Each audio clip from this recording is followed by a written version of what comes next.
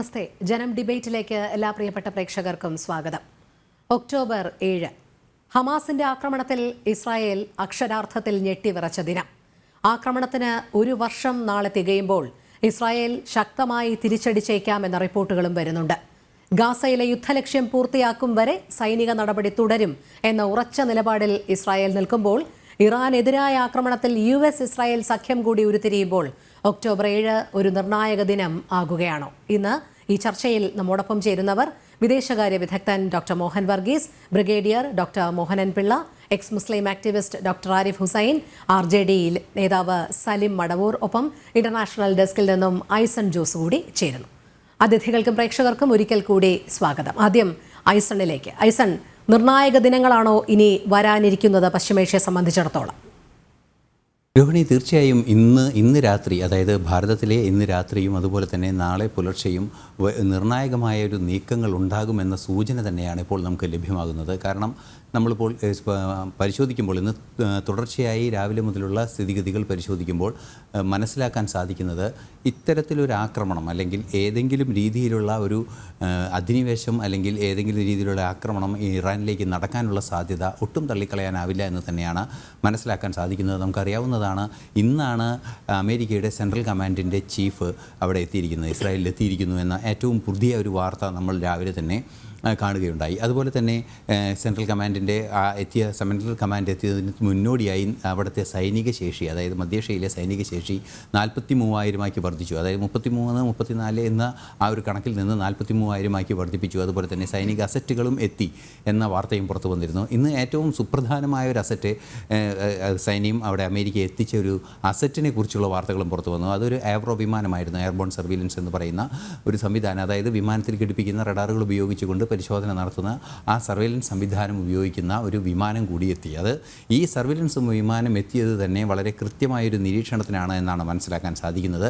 അത്തരത്തിലുള്ള സൈനികമായ സൂചനകളെല്ലാം തന്നെ വാർത്തകളായി വന്നുകൊണ്ടിരിക്കുന്ന ഒരു സാഹചര്യത്തിലാണ് വളരെ കൃത്യമായി ബെഞ്ചമിൻ നെതന്യാഹു തങ്ങളുടെ നിലപാടുമായി പുറത്തു വന്നത്.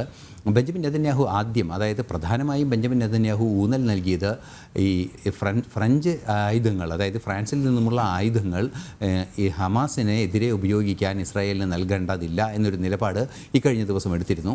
ആ നിലപാടിനെ അതിരൂക്ഷമായി വിമർശിക്കുകയായിരുന്നു. ആ വിമർശനത്തോടൊപ്പം തന്നെ ബെഞ്ചമിൻ നെതന്യാഹു വളരെ കൃത്യമായൊരു ചോദ്യവും ഉന്നയിച്ചു. അതായത് ഈ രീതിയിലുള്ള ആക്രമണം നടത്തുന്നവർക്കുള്ള ആംസ് എംബാർഗോ, ആ വാക്കാണ് ഉപയോഗിച്ചത്, എംബാർഗോ എന്ന കൃത്യമായ വാക്കാണ് ഉപയോഗിച്ചത്. ആംസ് എംബാർഗോ ഇറാൻ നടത്തുന്നില്ല എന്നൊരു യാഥാർത്ഥ്യം നിങ്ങൾക്ക് ബോധ്യമുണ്ടോ എന്നൊരു ചോദ്യമാണ് ഉന്നയിച്ചത്. മാത്രമല്ല, ഈ ഫ്രാൻസിൻ്റെ സഹായത്തോടെയോ അല്ലാതെയോ ഞങ്ങൾ യുദ്ധം വിജയിക്കുക തന്നെ ചെയ്യുമെന്ന കൃത്യമായൊരു നിലപാട് അറിയിക്കുകയും ചെയ്തു. അതിന് പിന്നാലെയാണ് ആന്റോണിയോ ഗുട്ടറസിൻ്റെയൊക്കെ തന്നെ നിലപാടുകൾ പുറത്തു വരികയും അത്തരത്തിലുള്ള നിലപാടുകളും അതുപോലെ തന്നെ വീഡിയോകളെല്ലാം തന്നെ പുറത്തു വരികയും ചെയ്തത്. ആ ഒരു പശ്ചാത്തലത്തിൽ പരിശോധിക്കുമ്പോൾ നിലവിൽ സാഹചര്യത്തിൽ സൈനിക വിന്യാസം ശക്തമാക്കിയിരിക്കുന്നു, സൈനിക അസറ്റുകൾ കൃത്യമായി വിന്യസിച്ചിരിക്കുന്നു. നമുക്കറിയാവുന്നതാണ്, നേരത്തെ തന്നെ ഈ രണ്ട് രാജ്യങ്ങൾ തമ്മിലുള്ള സൈനിക സഹകരണത്തിലുള്ള നീക്കങ്ങൾ നടത്തിയിട്ടുണ്ട് എന്ന വിവരങ്ങൾ പുറത്തു വന്നിരുന്നു. മാത്രമല്ല, നമുക്ക് വളരെ കൃത്യമായി അറിയാവുന്നതാണ്, കഴിഞ്ഞ ദിവസം ഇതുപോലെ ഒരു 7-ാം തീയതിയാണ്, അതായത് ഒക്ടോബർ 7-ാം തീയതിയാണ് ഈ ആക്രമണം മുഴുവൻ ഉണ്ടാകുന്നത്. അതിവിചിത്രമായ, അല്ലെങ്കിൽ നമ്മൾ ഇതുവരെ കേട്ടുകേൾവിയില്ലാത്ത രീതിയിലുള്ളൊരു ആക്രമണമാണെന്ന് നടന്നത്. അത് പല രീതിയിൽ റോഡ് മാർഗം വന്നു. അതുപോലെ തന്നെ തൊട്ടടുത്തുള്ള, അതായത് ഗാസയെ ഇസ്രായേലിൻ്റെ അതിർത്തിയിലുള്ള ഉയർന്ന കെട്ടിടങ്ങളിൽ നിന്നും പാരച്യൂട്ട് വഴി വരെ ഭീകരർ എത്തി ഇസ്രായേലിൽ എന്ന ഒരു വിവരമാണ്, അതല്ലെങ്കിൽ അത്തരം ദൃശ്യങ്ങളാണെന്ന് പുറത്തു വന്നത്. വൻതോതിൽ ആക്രമണം നടന്നു, ബന്ദികളാക്കി. ആ ബന്ദികളെ ഇന്ന് വരെ മോചിപ്പിച്ചിട്ടില്ല എന്നത് ഒരു വലിയ പ്രശ്നമാണ്. അവിടെയും വലിയൊരു സാഹചര്യം നിലനിൽക്കുന്നുണ്ട് എന്നതാണ് പ്രശ്നം. അപ്പോൾ ബന്ദികളുടെ മോചനം, അതുപോലെ തന്നെ ആ രാജ്യത്തിൻ്റെ സമാധാനം, ഈ എല്ലാ വിഷയങ്ങളിലും നിലവിലെ സാഹചര്യത്തിൽ ഇറാൻ്റെ ആക്രമണം കൂടി ഉണ്ടായിരിക്കുമ്പോൾ തീർത്തും ഈ ഒക്ടോബർ 7 ഒരു പ്രത്യാക്രമണത്തിനുള്ള സാധ്യത തെളിഞ്ഞു കാണുന്നുണ്ട്. എന്നാൽ ഇന്ന് രാത്രിയാണ് അത് അതിനിർണായകമായി തുടരുകയും ചെയ്യുന്നത്. അതെ, ഡോക്ടർ മോഹൻ വർഗീസ്, ഇവിടെ ഇസ്രായേൽ നേരിട്ട ആഘാതം മറക്കാൻ വഴിയില്ല. അന്നു മുതൽ തന്നെ ശക്തമായ തിരിച്ചടി തന്നെയാണ് അവരുടെ ഭാഗത്തു നിന്നും ഉണ്ടായത്. ഇനിയും തുടർ നടപടി എന്നോണം ശക്തമായ ഒരു ആക്രമണത്തിലേക്ക് തന്നെ കാര്യങ്ങൾ കൊണ്ടുചെന്ന് എത്തിക്കും എന്നുള്ളത് അവർ വ്യക്തമാക്കുന്നുമുണ്ട്. എന്തായാലും ഇവിടെ നമുക്കറിയാം, സിറിയ, ലബനൻ, അതോടൊപ്പം ഗാസ, ഇതൊക്കെ ലക്ഷ്യം വയ്ക്കുമ്പോൾ ഇറാനെതിരെ ശക്തമായ ഒരു തിരിച്ചടി തന്നെയാണോ ആദ്യം ഇസ്രായേൽ ഉന്നം വയ്ക്കുന്നത്? രോഹിണി, ഇസ്രയേലിനെ സംബന്ധിച്ചിടത്തോളം എല്ലാ ജൂബിലിയും എല്ലാ വാർഷികവും വളരെ പ്രിയപ്പെട്ടതാണ്. ഇപ്പം നമുക്കറിയാം, യഹൂദൻ്റെ ഒരു മൈൻഡ് സെറ്റ് അറിയാം. ജൂബിലി 7 വർഷം ആണ് സാധാരണ അവരുടെ ഒരു ജൂബിലേഷൻ പീരീഡ്. അത് കഴിയുമ്പോൾ എല്ലാ കടങ്ങളും എഴുതിത്തള്ളുക, പുതിയൊരു തുടക്കം. അപ്പോൾ ഇപ്പോഴത്തെ മോഡേൺ ഡേയ്സിൽ 7 വർഷം എന്നത് മാത്രമല്ല, ഓരോ വർഷവും നാഴികക്കല്ലാണ്. 50-ാമത്തെ വർഷം, യോം കിപ്പൂർ യുദ്ധത്തിൻ്റെ 50-ാമത്തെ വർഷം തന്നെ ഹമാസ് തിരഞ്ഞെടുത്തു ഇസ്രായേലിനെ ആക്രമിക്കാൻ. 1973 ഒക്ടോബർ 7-നാണ് യോം കിപ്പൂർ വാർ സംഭവിച്ചത്. ആ യുദ്ധമാണ് അറബി ഇസ്രായേലി അവസാന യുദ്ധം. എല്ലാ അറബി രാജ്യങ്ങളും ചേർന്ന് ഇസ്രായേലിനെ ആക്രമിച്ച അവസാന യുദ്ധം. അതിനുശേഷം ചില അതിർത്തി തർക്കങ്ങളും ഏറ്റുമുട്ടലുകളും മാത്രമേ സംഭവിച്ചിട്ടുള്ളൂ. തീവ്രവാദികൾ ഉപയോഗിച്ചുകൊണ്ട് ആക്രമണങ്ങൾ മാത്രം. യഥാർത്ഥത്തിൽ സ്റ്റേറ്റ് പ്ലേയേഴ്സ് ഇൻവോൾവ് ആയിട്ടില്ല. അവിടെയാണ് ഹമാസ് ഇസ്രായേലിനെ ആഞ്ഞടിച്ചത്. അപ്പം അങ്ങനെയെങ്കിൽ ആ യുദ്ധത്തിൻ്റെ, ഹമാസ് ആക്രമണത്തിൻ്റെ ഒക്ടോബർ 7 എന്ന് പറയുന്നതിൻ്റെ 1 വർഷം തീരുമ്പോൾ ചില കണക്ക് തീർക്കലുകൾ, ചില കടം വീട്ടലുകൾ ഉണ്ടാകാനുള്ള സാധ്യതയുണ്ട് എന്ന് ഒരു ജൂയിഷ് ഒബ്സർവേഴ്സായ ആളുകളെല്ലാം കാണാറുണ്ട്. അതുകൊണ്ടാണ് നമ്മൾ ഒരുപക്ഷെ ആ ഒക്ടോബർ 7-ൻ്റെ പ്രാധാന്യം പറയുന്നത്. ഇവിടെ 1 വർഷം കഴിഞ്ഞ് നമ്മൾ തിരിഞ്ഞു നോക്കുമ്പോൾ കാണുന്ന ചിത്രം എന്താണ്? More number of players are coming in to the picture. ഇതുവരെ രംഗത്തില്ലാതിരുന്ന ഇറാഖ് പോലും കഴിഞ്ഞ ദിവസം രംഗത്ത് വരുന്നു. ഇറാഖിൽ നിന്നും മിസൈലുകൾ വന്നു, ഡ്രോണുകൾ ആക്രമിക്കപ്പെട്ടു, ഡ്രോൺ ആക്രമണമുണ്ടായി. കഴിഞ്ഞ ദിവസം ഇസ്രയേലിൻ്റെ കീഴിലുള്ള ഗോലാൻ കുന്നിൽ, സിറിയയിൽ നിന്നും ഇസ്രയേൽ മുൻ യുദ്ധങ്ങളിൽ 67-ലെ യുദ്ധത്തിൽ പിടിച്ചെടുത്ത ഗോലാൻ കുന്നിലേത്തെ ആക്രമണവും കാഷ്വൽറ്റിയും ഉണ്ടായിരിക്കുന്നു. ഒരു കാഷ്വൽറ്റിയെങ്കിലും അവിടെ ഉണ്ടായി. ഇവിടെ സംഭവിച്ചിരിക്കുന്ന ഒരു കാര്യമെന്ന് പറയുന്നത്, ഇറാൻ പ്രോക്സികളെ ഉപയോഗിച്ചുകൊണ്ട് ഇസ്രയേലിനെ നേരിടുമ്പോൾ ഐക്യരാഷ്ട്ര സംഘടന അതിനെ അപലപിക്കാൻ തയ്യാറാകുന്നില്ല. ഇറാൻ്റെ ഭാഗത്തു നിന്ന് വന്ന ആക്രമണം പോലും 182 മിസൈലുകളും ദീർഘദൂര മിസൈലുകളാണ് ഇസ്രായേൽ നേരെ ചീറിപ്പാഞ്ഞത്. അപ്പോൾ അത് ആക്രമിക്കാൻ തയ്യാറാകാതിരിക്കുകയും ഇസ്രായേൽ നടത്തുന്നതായി പറയപ്പെടുന്ന മനുഷ്യാവകാശ ലംഘനങ്ങൾ, അത് പറയപ്പെടുക മാത്രമല്ല നടത്തുന്ന ലംഘനങ്ങളാണ്. തീർച്ചയായും പലസ്തീൻ വംശജര ഒരുപാട് പേര് വധിക്കപ്പെട്ടു അല്ലേ? 40,000 പേരാണ് ഗാസയിൽ പിടഞ്ഞു മരിച്ചത്. ഇപ്പം 2000-ൽ എത്തി നിൽക്കുന്നു. ഹിസ്ബുള്ളയ്ക്കെതിരെയുള്ള പോരാട്ടത്തിൽ ലെബനനിലെ ടോൾ ഇപ്പോൾ 2000 കടന്നിരിക്കുന്നു എന്നാണ് ലേറ്റസ്റ്റ് റിപ്പോർട്ട്. അങ്ങനെയെങ്കിൽ ഒരു നരഹത്യ തന്നെയാണ്. അപ്പോൾ ഇത് രണ്ടും തെറ്റ് തന്നെയാണ്. ഹമാസിൻ്റെയും ഹിസ്ബുള്ളയുടെയും ഭാഗത്തു നിന്ന് വരുന്ന ആക്രമണവും ഇസ്രയേലിൻ്റെ തിരിച്ചടിയും വലിയ കാഷ്വൽറ്റിയാണ്. അത് ലോക സംഘടന അതിനെ സമഭാവനയോടെ കാണാതെ ഒരു വിഭാഗത്തെ മാത്രം കുറ്റപ്പെടുത്തുന്ന നിലപാടാണ് ഐക്യരാഷ്ട്ര സംഘടനയുടെ സെക്രട്ടറി ജനറൽ ആന്റോണിയോ ഗുട്ടറസ് അദ്ദേഹത്തിൻ്റെ പ്രസ്താവനകളിൽ കാണുന്നത് എന്നൊരു ആക്ഷേപം ഇസ്രയേലിനുണ്ട്. എന്നാൽ മൊത്തം പ്രമേയങ്ങളുടെ എണ്ണം നോക്കിയാൽ നാളിതുവരെയുള്ള ഐക്യരാഷ്ട്ര സംഘടനയുടെ പ്രമേയങ്ങളുടെ ലിസ്റ്റ്, കഴിഞ്ഞ 10 വർഷത്തെ ലിസ്റ്റ് പരിശോധിച്ചാൽ 173 പ്രമേയങ്ങളാണ് ആകെ ഉണ്ടായത്. അതിൽ തന്നെ ഏതാണ്ട് 73ഓളം പ്രമേയങ്ങളിൽ ഇസ്രയേലിനെ കുറ്റപ്പെടുത്തുന്ന പ്രമേയങ്ങളാണ് വന്നത്. അപ്പോൾ അവിടെ ഇസ്രയേൽ എപ്പോഴും ഒരു വിപ്പിംഗ് ബോയിയായി വരുന്നു ഐക്യരാഷ്ട്ര സംഘടനയിൽ. അതുകൊണ്ടാണ് ഇസ്രയേലിൻ്റെ വിദേശകാര്യമന്ത്രി കഴിഞ്ഞ ദിവസം പൊട്ടിത്തെറിച്ചത്. ഐക്യരാഷ്ട്ര സംഘടനയുടെ സെക്രട്ടറി ജനറൽ അനഭിമതനാണ്. ഇവിടേക്ക് ഇസ്രയേലിൻ്റെ മണ്ണിലേക്ക് കാല് ചവിട്ടാൻ ഞങ്ങൾ അനുവദിക്കില്ല, സ്വാഗതം ചെയ്യുന്നില്ല എന്ന് പറഞ്ഞത്. അതിൻ്റെ ചുവട് പിടിച്ചുകൊണ്ടാണ് പിന്നീട് ഫ്രാൻസിൻ്റെ നേതൃത്വം പറഞ്ഞു, ഈ ആയുധങ്ങൾ ഇനി ഞങ്ങൾ ഇസ്രയേലിന് കയറ്റുമതി ചെയ്യില്ല. പക്ഷേ എന്തിനാണ് ആയുധങ്ങൾ? ഇസ്രയേലിൻ്റെ കൈവശം ആയുധങ്ങളുണ്ട്. അമേരിക്ക എന്ന വലിയേട്ടൻ ഉള്ളിടത്തോളം കാലം ആയുധങ്ങളുടെ ഒരു ഷോർട്ട് സപ്ലൈ ഇസ്രയേലിന് ഉണ്ടാകാൻ സാധ്യതയില്ല. അതിനുള്ള ഡെലിവറി മെക്കാനിസവുമുണ്ട്. ഇനി ഉള്ളത് എന്ന് പറയുന്നത് പൊളിറ്റിക്കൽ ഡിസിഷൻ മേക്കിംഗ് അപ്പാരറ്റസ് ആണ് ഉണർന്ന് പ്രവർത്തിക്കേണ്ടത്. അതെന്താണ്? അത് options are being contemplated by Israel. ഇസ്രായേലിൻ്റെ പ്രധാനമന്ത്രിയും പ്രതിരോധ മന്ത്രി ജോബ് ഗാലൻറ്റും എല്ലാം തന്നെ ഈ ഓപ്ഷൻസ് വേ ചെയ്യുകയാണ്. ഒരുപക്ഷെ ഇത് അവസാനിപ്പിക്കണമെങ്കിൽ നമുക്കെല്ലാം അറിയാവുന്നതുപോലെ ഇസ്രായേൽ ചില ലക്ഷ്യങ്ങൾ വെച്ചിട്ടുണ്ട്. ഹമാസിനെ ഭൂമുഖത്ത് നിന്നും വൈപ്പ് ഔട്ട് ചെയ്യുക. അത് പൂർത്തീകരിക്കാൻ സാധിച്ചിട്ടില്ല. ഒരു 80-90% കേപ്പബിലിറ്റിയും ഹമാസിൻ്റേത് ഗാസയിൽ നശിപ്പിച്ചു കഴിഞ്ഞു. എങ്കിലും ഇൻഫ്രാസ്ട്രക്ചർ പോയി, പക്ഷേ ആളുകളിൽ നല്ല പങ്കും അവശേഷിക്കുന്നു. തുരങ്കങ്ങൾ മിക്കവാറും നശിപ്പിച്ചിട്ടുണ്ടാവണം, പക്ഷേ ഹ്യൂമൻ ഷീൽഡ് ഉപയോഗിച്ചുകൊണ്ട് മനുഷ്യരുടെ ഇടയിൽ വലിയ ജനസഞ്ചയമാണ്. 23 ലക്ഷം പേരാണ് പലസ്തീൻ ഈ ഹമാസ് ഭരിച്ചിരുന്ന ഗാസയിലുള്ളത്. അവരുടെ ഇടയിൽ ജീവിക്കാൻ ഫ്ലാറ്റുകളിലും പാർപ്പിട സമുച്ചയങ്ങളിലും ജീവിക്കാൻ സാധിക്കും. അതുകൊണ്ട് അവരെ ഫ്ലഷ് ഔട്ട് ചെയ്യുക എന്നത് ലോങ് ഡ്രോൺ പദ്ധതിയാണ്. എന്തായാലും ഇസ്രായേൽ ഭീകരത തുടച്ചു നീക്കും, ഹമാസിനെ തുടച്ചു നീക്കും എന്നുള്ള കടുത്ത നിലപാടിൽ തന്നെയാണ്. ബ്രിഗേഡിയർ മോഹനൻ പിള്ള, ഇവിടെ ഒക്ടോബർ 7 ഒരു നിർണായക ദിനമാകുമോ എന്നുള്ള വിലയിരുത്തലുകൾ വരുമ്പോൾ, പ്രത്യേകിച്ച് ഇസ്രായേൽ ഗാസ വിഷയത്തിൽ ലോകരാഷ്ട്രങ്ങൾക്ക് അവരവരുടേതായ നിലപാടുകളും ചേരിതിരിവുകളും ഒക്കെ വന്ന സാഹചര്യത്തിൽ ഇനി തുടർ ദിനങ്ങൾ കനത്ത യുദ്ധവും അതോടൊപ്പം ഉണ്ടാകുന്ന ഒരു മാറ്റത്തിനും ലോകം സാക്ഷ്യം വഹിക്കാൻ ഇടയാക്കുമോ? അത് കൂടുതൽ ഒരു ഓവർ എസ്റ്റിമേഷൻ ആയിരിക്കും എന്ന് എനിക്ക് തോന്നുന്നു ആസ് ഓഫ് നൗ.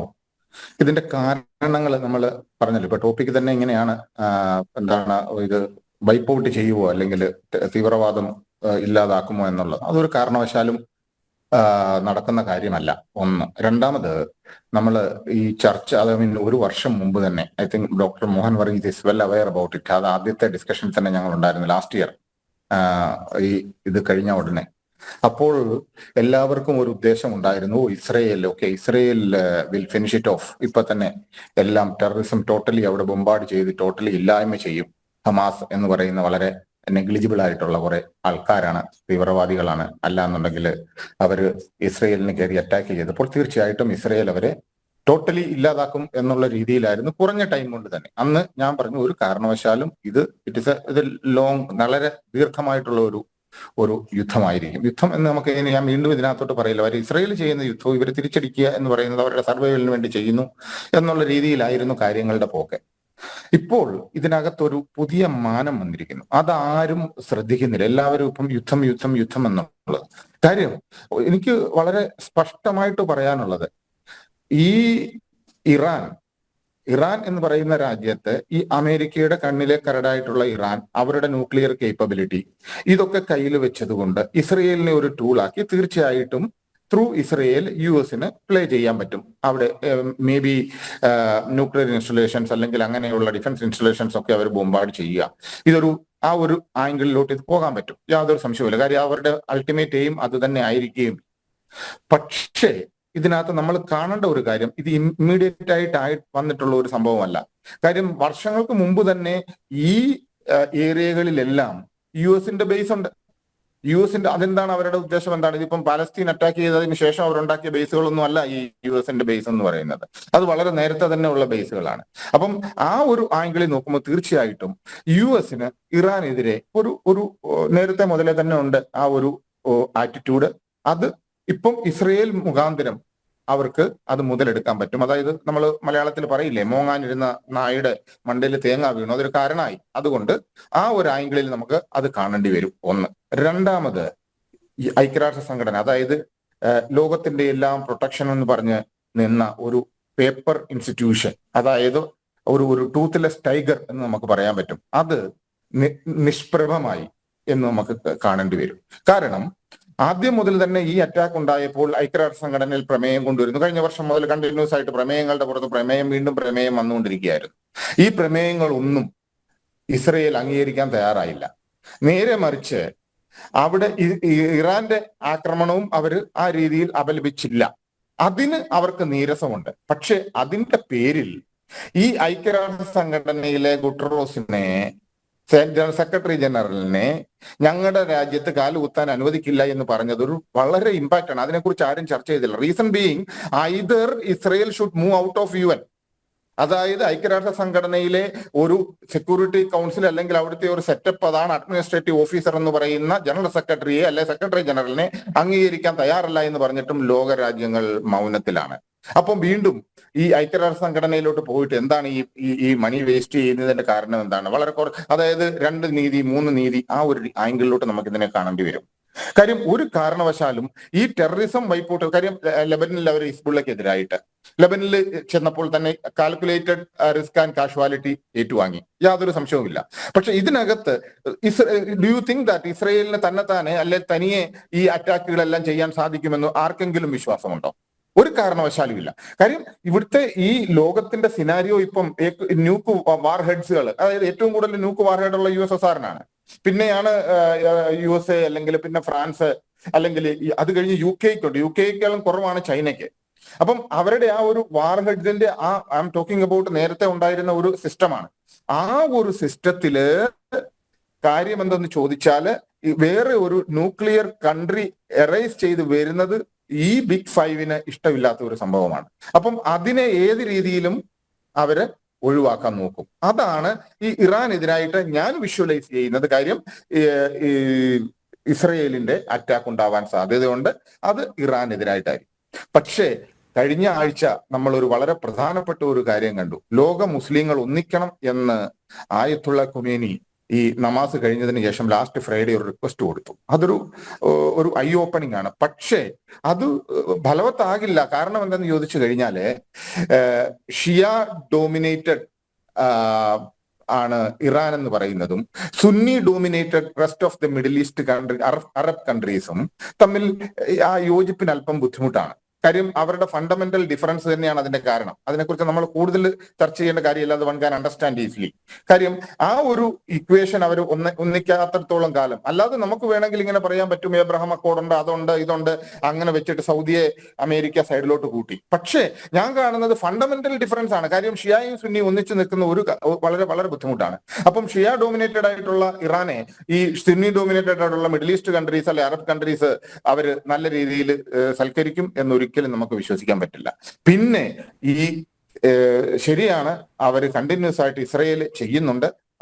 ഹമാസിനെ തുടച്ചു നീക്കുക എന്നുള്ളത് അവരുടെ അൾട്ടിമേറ്റ് എയിമാണ്. അപ്പം ബെന്യാമിൻ നെതന്യാഹുവിന്റെ റീസെന്റ് ആയിട്ടുള്ള ചർച്ചകൾ നമ്മൾ കണ്ടു, അദ്ദേഹത്തിന്റെ ആഹ്വാനങ്ങൾ നമ്മൾ കണ്ടു. അതെന്താണ് പറയുന്നത്? അത് ഡീമിലിറ്ററൈസ് ചെയ്യുക, ഞങ്ങളുടെ കൺട്രോളില് ഞങ്ങൾക്ക് സമാധാനമായിട്ട് ജീവിക്കത്തക്ക രീതിയിൽ ഞങ്ങളുടെ സൂപ്പർവിഷനിലുള്ള ഒരു ഗാസയാണ് ഞങ്ങൾ സ്വപ്നം കാണുന്നത്. അതിൽ നിന്ന് തന്നെ കാര്യം സ്പഷ്ടമാണ്. അവർ ഒരു കാരണവശാലും ഇപ്പൊ ചൈന പറഞ്ഞാലും ആരും എന്തെന്ന് പറഞ്ഞു കഴിഞ്ഞാലും പാലസ്തീൻ എൻറ്റിറ്റി അവർ അംഗീകരിക്കാൻ തയ്യാറല്ല. ഈ എൻറ്റിറ്റി അംഗീകരിക്കാൻ തയ്യാറല്ലാത്തടത്തോളം കാലം ഒരു കാരണവശാലും നമുക്ക് ഇത് പെർമനന്റ് ആയിട്ട് അവർ ഇറാഡിക്കേറ്റ് ചെയ്യും എന്ന് നമുക്ക് ഒരു കാരണവശാലും വിശ്വസിക്കാൻ പറ്റില്ല. ഇത് ആ ആംഗിളിലോട്ട് പോകുമ്പോൾ ഇതൊരു മൂന്നാമതൊരു തേർഡ് വേൾഡ് കൺട്രീസ് ഒക്കെ ഒരു യുദ്ധം വളരെ സങ്കീർണമാകും. അതൊരിക്കലും നടക്കാൻ പോകുന്നില്ല. കാര്യം പ്രസന്റ് സിസ്റ്റം എന്ന് പറഞ്ഞു കഴിഞ്ഞാൽ സെൽഫ് സെന്റേഡ് ആയിട്ടുള്ള രാജ്യങ്ങളാണ്. കാര്യങ്ങൾ എല്ലാവർക്കും ദേ വാണ്ടഡ് ദെയർ സർവൈവൽ. ആ സർവൈവലും second is economy and trade. ഇത് രണ്ടും കൂടി വെക്കുമ്പോഴത്തേക്ക് ഒരു കാരണവശാലും ഒരു രാജ്യവും ഓപ്പൺ വാറിന് അല്ലെങ്കിൽ യുദ്ധത്തിലേക്ക് എടുത്തു ചാടാൻ ഒരു കാരണവശാലും ഇഷ്ടപ്പെടത്തില്ല. എല്ലാവരും സൈഡിൽ നിന്ന് പറയും എന്നുള്ളതല്ലാതെ unless and until affected parties അവർ മാത്രമായിരിക്കും ഡയറക്റ്റ് ആയിട്ട് ഈ കോൺഫ്ലിക്റ്റിൽ ഇൻവോൾവ് ആവുന്നത്. ആ ഡയറക്റ്റ് ആയിട്ട് ഇൻവോൾവ് ആകുന്നത് അഫക്റ്റഡ് പാർട്ടികൾ മാത്രമായിരിക്കും. അതാണ് ഇപ്പോഴത്തെ യുദ്ധത്തിന്റെ ഒരു രീതി. അല്ലാതെ നമ്മൾ പറയുകയാണ് ഹമാസ് 90% വൈപ്പ് ഔട്ട് ചെയ്തു, 80% വൈപ്പ് ഔട്ട് ചെയ്തു. അപ്പം വൈപ്പ് ഔട്ട് ചെയ്ത ഹമാസ് എന്ന് പറയുന്നത് അപ്പൊ ഈ കുട്ടികളൊക്കെ തീരെ 5 വയസ്സിലും 4 വയസ്സിലും ഉള്ള കുട്ടികൾ തീർച്ചയായിട്ടും അവര് ഹമാസ് ആയിരുന്നു, അവര് ടെററിസ്റ്റ് ആയിരുന്നു. അപ്പൊ പോപ്പുലേഷൻ എന്ന് പറയുന്ന അവരുടെ ഒരു 45 to 60,000 ആണല്ലോ. അപ്പൊ അത്രയും വൈപ്പ് ഔട്ട് ചെയ്തപ്പോൾ അതിനകത്ത് ഹമാസ് ഉണ്ട്, യാതൊരു സംശയവുമില്ല. പക്ഷേ ഇത്രയും പവർഫുൾ ആയിട്ടുള്ള അമേരിക്ക ബാക്കിംഗ് ഇസ്രയേലിന് ഈ അവര് ബന്ദികളാക്കിയവരെ ഇതുവരെ റിലീസ് ചെയ്യിപ്പിക്കാനോ അവർ ജീവനോടെ ഉണ്ടോ, അവരുടെ സ്റ്റാറ്റസ് എന്താണെന്നോ ഇതുവരെ വെളിയിലോട്ട് പറയാനൊരു കാര്യം ഉണ്ടായിട്ടില്ല.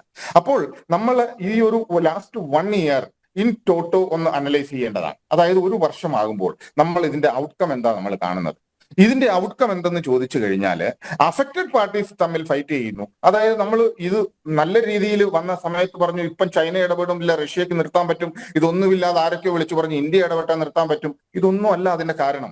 ഇപ്പോഴത്തെ വേൾഡ് സിനാരിയോ എന്ന് പറയുന്നത് war on terror. One can understand. Yes, terrorism എല്ലാവരും എതിർക്കുന്നുണ്ട്. ആ ടെററിസത്തിനെതിരായിട്ട് നല്ല രീതിയിൽ അറ്റാക്കിന് പറയുന്നുണ്ട്. ആൻഡ് ദെൻ അവരുടെ ഒരു ക്വസ്റ്റ്യൻ ഉദിക്കുന്നുണ്ട്. ടെററിസ്റ്റ് എന്ന് പറയുന്ന ആരാണ്? ഒരു രാജ്യത്തിന്റെ ടെററിസ്റ്റ് എന്ന് നമ്മൾ ബ്രാൻഡ് ചെയ്യുന്ന ആൾക്കാര് മറ്റൊരു രാജ്യത്തിന്റെ രാജ്യസ്നേഹികളായിരിക്കാം. അപ്പൊ നമ്മൾ അതെങ്ങനെയാണ്? ശ്രീ ഡോക്ടർ ആരിഫ് ഹുസൈൻ, ഇവിടെ നിലവിൽ ഹിസ്ബുള്ളയെ അടിച്ചമർത്തും, തുടച്ചു നീക്കും എന്നുള്ളതാണ് ഇസ്രായേലിന്റെ നയം പ്രഖ്യാപനം. അത്തരത്തിൽ നീങ്ങുമ്പോൾ നമുക്കറിയാം യമനും സിറിയയും ഗാസയും ലബനനും ഒക്കെ അവിടെയെല്ലാം വിഘടിച്ചു നിൽക്കുന്ന ഇതേ നയം, ഇറാന്റെ നയം പുലർത്തുന്ന, ഇസ്രായേലിനെതിരെ നയം വച്ചു പുലർത്തുന്ന ഒരു വിഭാഗമുണ്ട്. ഇവരെല്ലാം ഒരു ഒത്തുചേരലിന്, ഒരു റീഓർഗനൈസേഷന് തയ്യാറെടുക്കുമ്പോൾ നേരത്തെ ഡോക്ടർ മോഹനൻപിള്ള സൂചിപ്പിച്ചതുപോലെ ഇതിൽ കക്ഷി ചേർന്നിരിക്കുന്നവർ മാത്രമുള്ള ഒരു യുദ്ധമായി ഇത് ഒതുങ്ങാനുള്ള സാധ്യത തന്നെയാണോ കാണുന്നത്? ഇതിനപ്പുറത്തേക്കൊരു വ്യാപനം, യുദ്ധവ്യാപനം അല്ലെങ്കിൽ ലോകരാഷ്ട്രങ്ങളൊക്കെ ഇടപെടുന്നുണ്ട് അല്ലെങ്കിൽ ഇടപെടും എന്നുള്ളത് ഇപ്പോൾ ഫ്രാൻസ് നയം വ്യക്തമാക്കി കഴിഞ്ഞു.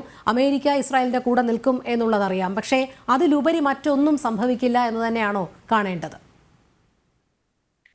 ഇതൊരു, എനിക്ക് തോന്നുന്നു ഈ ആധുനിക കാലത്ത് നടക്കുന്ന യുദ്ധങ്ങളിൽ വെച്ച് ഏറ്റവും അധികം വലിച്ചു നീട്ടപ്പെടുന്ന അല്ലെങ്കിൽ അങ്ങനെ നീണ്ടുപോകാൻ സാധ്യതയുള്ള ഒരു യുദ്ധമായിട്ടാണ് ഇനി അത് മാറുന്നതെന്നാണ് നമുക്ക് കാണാൻ സാധിക്കും. ഇവിടെ സൂചിപ്പിച്ച പോലെ തുടക്കത്തിൽ ഈ ഒരു ആക്രമണം ഒക്ടോബർ 7 തുടങ്ങി, ആ ഒരു ഭീകരാക്രമണം ഉണ്ടായി. അപ്പോൾ അതിന് ശേഷം തിരിച്ചടികൾ ഉണ്ടാകുന്ന ഒരു ഘട്ടം എത്തിയപ്പോൾ നമ്മളെല്ലാം പല ആളുകളും ഒക്കെ പറഞ്ഞിട്ടുള്ള ഒരു കാര്യം, കേട്ട ഒരു കാര്യം എന്ന് പറയുന്നത് ഇത് ഉടനെ തന്നെ ഹമാസിനെ അങ്ങ് ഇല്ലാതെയാക്കും എന്ന ഒരു സംഗതിയാണ് നമ്മളിവിടെ പറഞ്ഞു കേട്ടുന്നത്. അന്ന് നമ്മൾ പറഞ്ഞിരുന്ന ഒരു വിഷയമുണ്ട്, ഇതൊരു അതിർത്തി പ്രശ്നമല്ല. അതിർത്തി പ്രശ്നമായിരുന്നു എന്നുണ്ടെങ്കിൽ അത് പരിഹരിക്കാൻ ഈ ലോകത്ത് ഒരുപാട് മാതൃകകളുണ്ട്. ഇതിനു മുന്നേ പരിഹരിച്ചു പോയിട്ടുണ്ട്. നമ്മളുടെ രാജ്യം തന്നെ അതിനൊരു മാതൃകയായിട്ട് നമുക്ക് എടുക്കാവുന്നതാണ്. അതായത് ഒരു കൂട്ടം ആളുകൾക്ക് മറ്റൊരു രാജ്യം വേണം എന്നൊരു ആവശ്യം വെച്ച് കഴിഞ്ഞാൽ അതിനു വേണ്ട എല്ലാ സാഹചര്യങ്ങളും, അതിനുവേണ്ട ഓപ്ഷൻസ് ഇവിടെ ഉണ്ട്. പക്ഷെ ഇവിടെ അതല്ല കാര്യമൊന്നും. ഇതിന്റെ അപ്പുറത്തേക്ക് മറ്റ് ചില വിഷയങ്ങളുണ്ട് എന്ന് നമ്മൾ പറയുന്നു. അതുകൂടാതെ ഇതിൽ മിഡിൽ ഈസ്റ്റിൽ ഉണ്ടാകുന്ന ഒരു പവർ പ്ലേ, അതുമായി ബന്ധപ്പെട്ടിട്ടുള്ള ഒരു വിഷയം, അതെല്ലാം ഇവിടെ സൂചിപ്പിക്കപ്പെടുകയും അതോടൊപ്പം തുടക്ക കാലഘട്ടങ്ങളിൽ ഇസ്രായേൽ വിരുദ്ധത അല്ലെങ്കിൽ ജൂത വിരുദ്ധത എന്ന പേരിൽ തന്നെ ആന്റി സെമിറ്റിസം എന്ന് പറയുന്ന രീതിയിൽ ഇസ്രായേൽ എന്ന് പറയുന്ന ഒരു ജൂതരാഷ്ട്രം ആ ഭാഗത്ത് ഉണ്ടാകാനേ പാടില്ല എന്നും പറഞ്ഞുകൊണ്ട് ഇറങ്ങിത്തിരിച്ച കുറെ ആളുകൾ, അറബ് രാഷ്ട്രങ്ങൾ, അതിൽപ്പെട്ട ഒരുപാട് രാഷ്ട്രങ്ങൾ പിന്നീട് തുടക്ക കാലഘട്ടങ്ങളിൽ ഒരു കോൾഡ് പീസ് എന്നുള്ള രീതിയിൽ മുന്നോട്ട് വരുന്നു. അതിനുശേഷം അതൊരു വാം പീസായിട്ട് തന്നെ മാറുന്ന രീതിയിലേക്ക് ഒരു നോർമലൈസേഷന് വേണ്ടിയിട്ട് ശ്രമിക്കുന്നു. അങ്ങനെ തുടക്കത്തിൽ ഈജിപ്തും ജോർദനും ഒക്കെ മാറിയത് പോലെ ഇന്നിപ്പോൾ അവസാനമായിട്ട് സൗദി അറേബ്യയുമായിട്ടുള്ള ബന്ധം അത് അവിടെ ശരിയാകുന്നതിൻ്റെ ഒരു ഘട്ടം, അതിൻ്റെ ചർച്ചകൾ പുരോഗമിക്കുന്ന ഒരു ഘട്ടത്തിലാണ് സത്യത്തിൽ ഈ ഒക്ടോബർ 7 സംഭവിക്കുന്നത്. അപ്പം അന്ന് തന്നെ നമ്മൾ പറയുന്നുണ്ട് ഇതൊരു അട്ടിമറി ശ്രമമാണ്. കാരണം ഇങ്ങനെ സംഭവിച്ചാൽ ഉണ്ടാകാൻ പോകുന്നത് പല കാര്യങ്ങളും വെളിച്ചത്ത് വരും എന്നുള്ളത് തന്നെയാണ്. അതിൽപ്പെട്ട ഒരുപാട് കാര്യങ്ങൾ ഇതിനോടകം തന്നെ വെളിച്ചത്ത് വന്നു കഴിഞ്ഞു എന്നും ഞാൻ പറയുകയാണ്. അതിലേറ്റവും പ്രധാനപ്പെട്ട ഒരു കാര്യമാണ് ഈ പീസ് കീപ്പിംഗ് ഫോഴ്സസ് എന്നൊക്കെയുള്ള രീതിയിൽ ലോക സമാധാനത്തിന് വേണ്ടിയിട്ട് ഇടപെടേണ്ട മിഡിൽ മെൻ ആയിട്ട് വർത്തിക്കേണ്ടതായിട്ടുള്ള UN സംഘടനകൾ, UN പോലെയുള്ള ബോഡീസ്, അവർ കൈക്കൊണ്ടിട്ടുള്ള പല നിലപാടുകളും അന്ധമായി അല്ലെങ്കിൽ കണ്ണടച്ച് ഇരുട്ടാക്കുന്ന രീതിയിലേക്ക് കാര്യങ്ങൾ കൊണ്ടുപോകുന്നു. പ്രധാനമായിട്ടും ഹോസ്റ്റേഴ്സിന്റെ കാര്യം വരുന്ന സമയത്ത് അത് മിണ്ടുന്നില്ല. ഇവിടെ വെടിനിർത്തലിനെ കുറിച്ച് മാത്രമാണ് സംസാരം.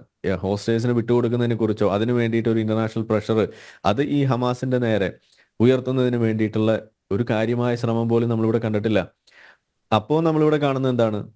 ഇപ്പൊ UN തന്നെ ഒരു ബോഡി, UNRWA എന്ന് പറയുന്ന ഒരു ബോഡി, അത് ഗാസയിലുള്ള ആളുകൾക്ക് UN സഹായം എത്തിക്കുന്നതിന് വേണ്ടിയിട്ടുള്ള ശ്രമം നടത്തുന്ന ഒരു ബോഡിയായിട്ട് അവിടെ നിൽക്കെ അതിൽപ്പെട്ട വ്യക്തികളാണ് ഈ പാരച്യൂട്ടിലടക്കം ഇറങ്ങിക്കൊണ്ട് ഒക്ടോബർ 7 ഈ ഭീകരാക്രമണം നടത്തിയത് എന്ന് വരുന്നു. അതായത് UN തൊഴിലാളികൾ എന്ന് വിളിക്കാവുന്ന ആളുകൾ തന്നെയാണ് സത്യത്തിൽ ഈ ഭീകരാക്രമണത്തിന് ഇറങ്ങിത്തിരിച്ചിരിക്കുന്നത് എന്നതിന്റെ തെളിവ് ഇവിടെ കിട്ടുകയാണ്.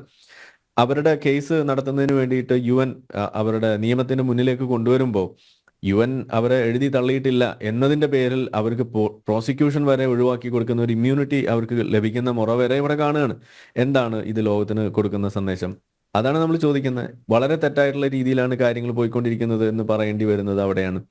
അപ്പൊ അതവിടെ തുറന്നു കാണിക്കപ്പെടുന്നു. രണ്ട്, ഇതുപോലെ ഈ ഒരു വിഷയം നടക്കുന്ന സമയത്ത് വളരെ വൺ സൈഡഡ് ആയിട്ടുള്ള തീരുമാനങ്ങൾ അല്ലെങ്കിൽ അഭിപ്രായ പ്രകടനങ്ങൾ, പ്രൊപ്പോർഷനേറ്റ് ആയിട്ട് ഒരു യുദ്ധം നടത്തുന്നില്ല, കൂടുതൽ ആളുകളെ കൊല്ലുന്നു എന്ന് പറഞ്ഞുകൊണ്ടുള്ള ചില വാദങ്ങളാണ് തുടക്കത്തിൽ നമ്മൾ കേട്ടത്. അതിപ്പോൾ ഏതാണ്ട് തീരുമാനമായി എന്ന് വേണമെങ്കിൽ നമുക്ക് പറയാം. കാരണം ഹമാസുമായിട്ടുള്ള പ്രശ്നം വരുമ്പോഴാണല്ലോ ഇതൊരു റെസിസ്റ്റൻസ് ആയിട്ട് വരുന്നത്. ഇവിടെ എന്ത് കാര്യമാണ് ഇറാന് ഇതിന് ഇടപെടേണ്ട വിഷയമുള്ളത്? എന്ത് കാര്യമാണ് ഇവിടെ ലെബനോന് ഇതിനകത്ത് ഇടപെടേണ്ട വിഷയമുള്ളത്? എന്ത് കാര്യമാണ് ഹൂത്തികൾക്ക് ഇതിനകത്ത് ഉള്ളത് എന്നതൊക്കെ നമ്മൾ ചോദിക്കുമ്പോൾ ഇവിടെ മറ്റു പല കാര്യങ്ങളും വരുന്നു. അവിടെയാണ് ഇസ്രായേൽ മറ്റ് അറബ് രാഷ്ട്രങ്ങളുമായിട്ട് നടത്തുന്ന സമാധാന ശ്രമങ്ങളുടെ ഒരു ചിത്രം കൂടി അവിടെ വരുന്നത്. അപ്പോൾ കഴിഞ്ഞ ദിവസം നമ്മൾ കണ്ട ഒരു വാർത്തയും കൂടിയുണ്ട്. അതായത് സൗദിയിലെ ആ രാജകുമാർ MBS പറഞ്ഞിരിക്കുന്ന ഒരു കാര്യമാണ്. അതായത് പാലസ്തീൻ എന്ന് പറയുന്നത് എൻ്റെ വിഷയമല്ല എന്ന രീതിയിലേക്ക് പറഞ്ഞു വെക്കുന്നു. അത് എന്താ സൂചിപ്പിക്കുന്നത്?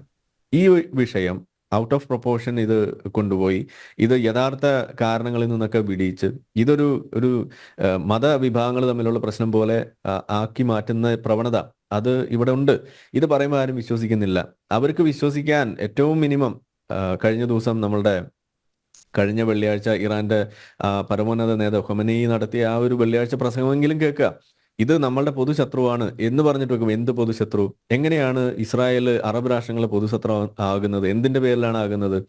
ഏത് അതിർത്തിയുടെ പേരിലാണ് ആകുന്നത്? അങ്ങനെ ഒരു പൊതുശത്രു ആകേണ്ട എന്താ ആവശ്യമാണുള്ളത്? അവിടെ മതം തന്നെയാണ് കടന്നു വരുന്നത് എന്ന് നമ്മൾ പറയേണ്ടി വരുന്നു. അപ്പോൾ ലോകത്തിന് പല കാര്യങ്ങൾ തീരുമാനമാകാനുണ്ടായിരുന്നു. അതിൽ പല കാര്യങ്ങൾ ഇതിനോടകം തീരുമാനമായി കഴിഞ്ഞിരിക്കുന്നു എന്ന് വേണമെങ്കിൽ പറയാം, അല്ലെങ്കിൽ ബോധ്യപ്പെടുന്നു എന്ന് വരാം.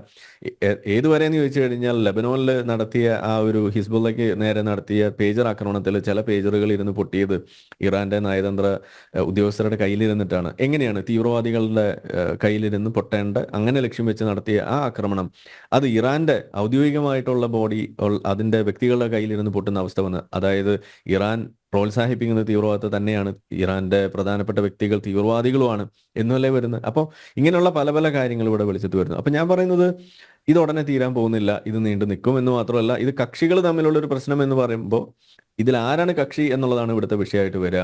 ഇവിടുത്തെ പ്രധാനപ്പെട്ട കക്ഷികൾ ഈ തീവ്രവാദ കൂട്ടങ്ങളും അതിന് നേരെ യുദ്ധം ചെയ്യുന്ന ഒരു ഗതികേടിലേക്ക് ഈ ഇസ്രായേലിനെ കൊണ്ടെത്തിക്കുകയും അതിന് വേണ്ട സഹായം മറ്റു രാഷ്ട്രങ്ങൾ, പ്രധാനമായിട്ട് US-ന്റെ നേതൃത്വത്തിൽ ഇസ്രായേലിന് ലഭിക്കുകയും ചെയ്യുന്ന ഒരു അവസരം, ഇതാണ് ഇവിടെ കാണാൻ പോകുന്നത്. പിന്നെ മുഴുവൻ ഹമാസിനെ കൊന്നു തള്ളിയാൽ പോലും, ഹമാസിന്റെ ഓരോ പോരാളിയെ നിങ്ങൾക്കൊന്ന് തീവ്രവാദി എന്ന മുദ്രകുത്തി കൊന്നു തള്ളിയാൽ പോലും ഈ വിഷയം ഇവിടെ ഇല്ലാതെയാകുന്നില്ല.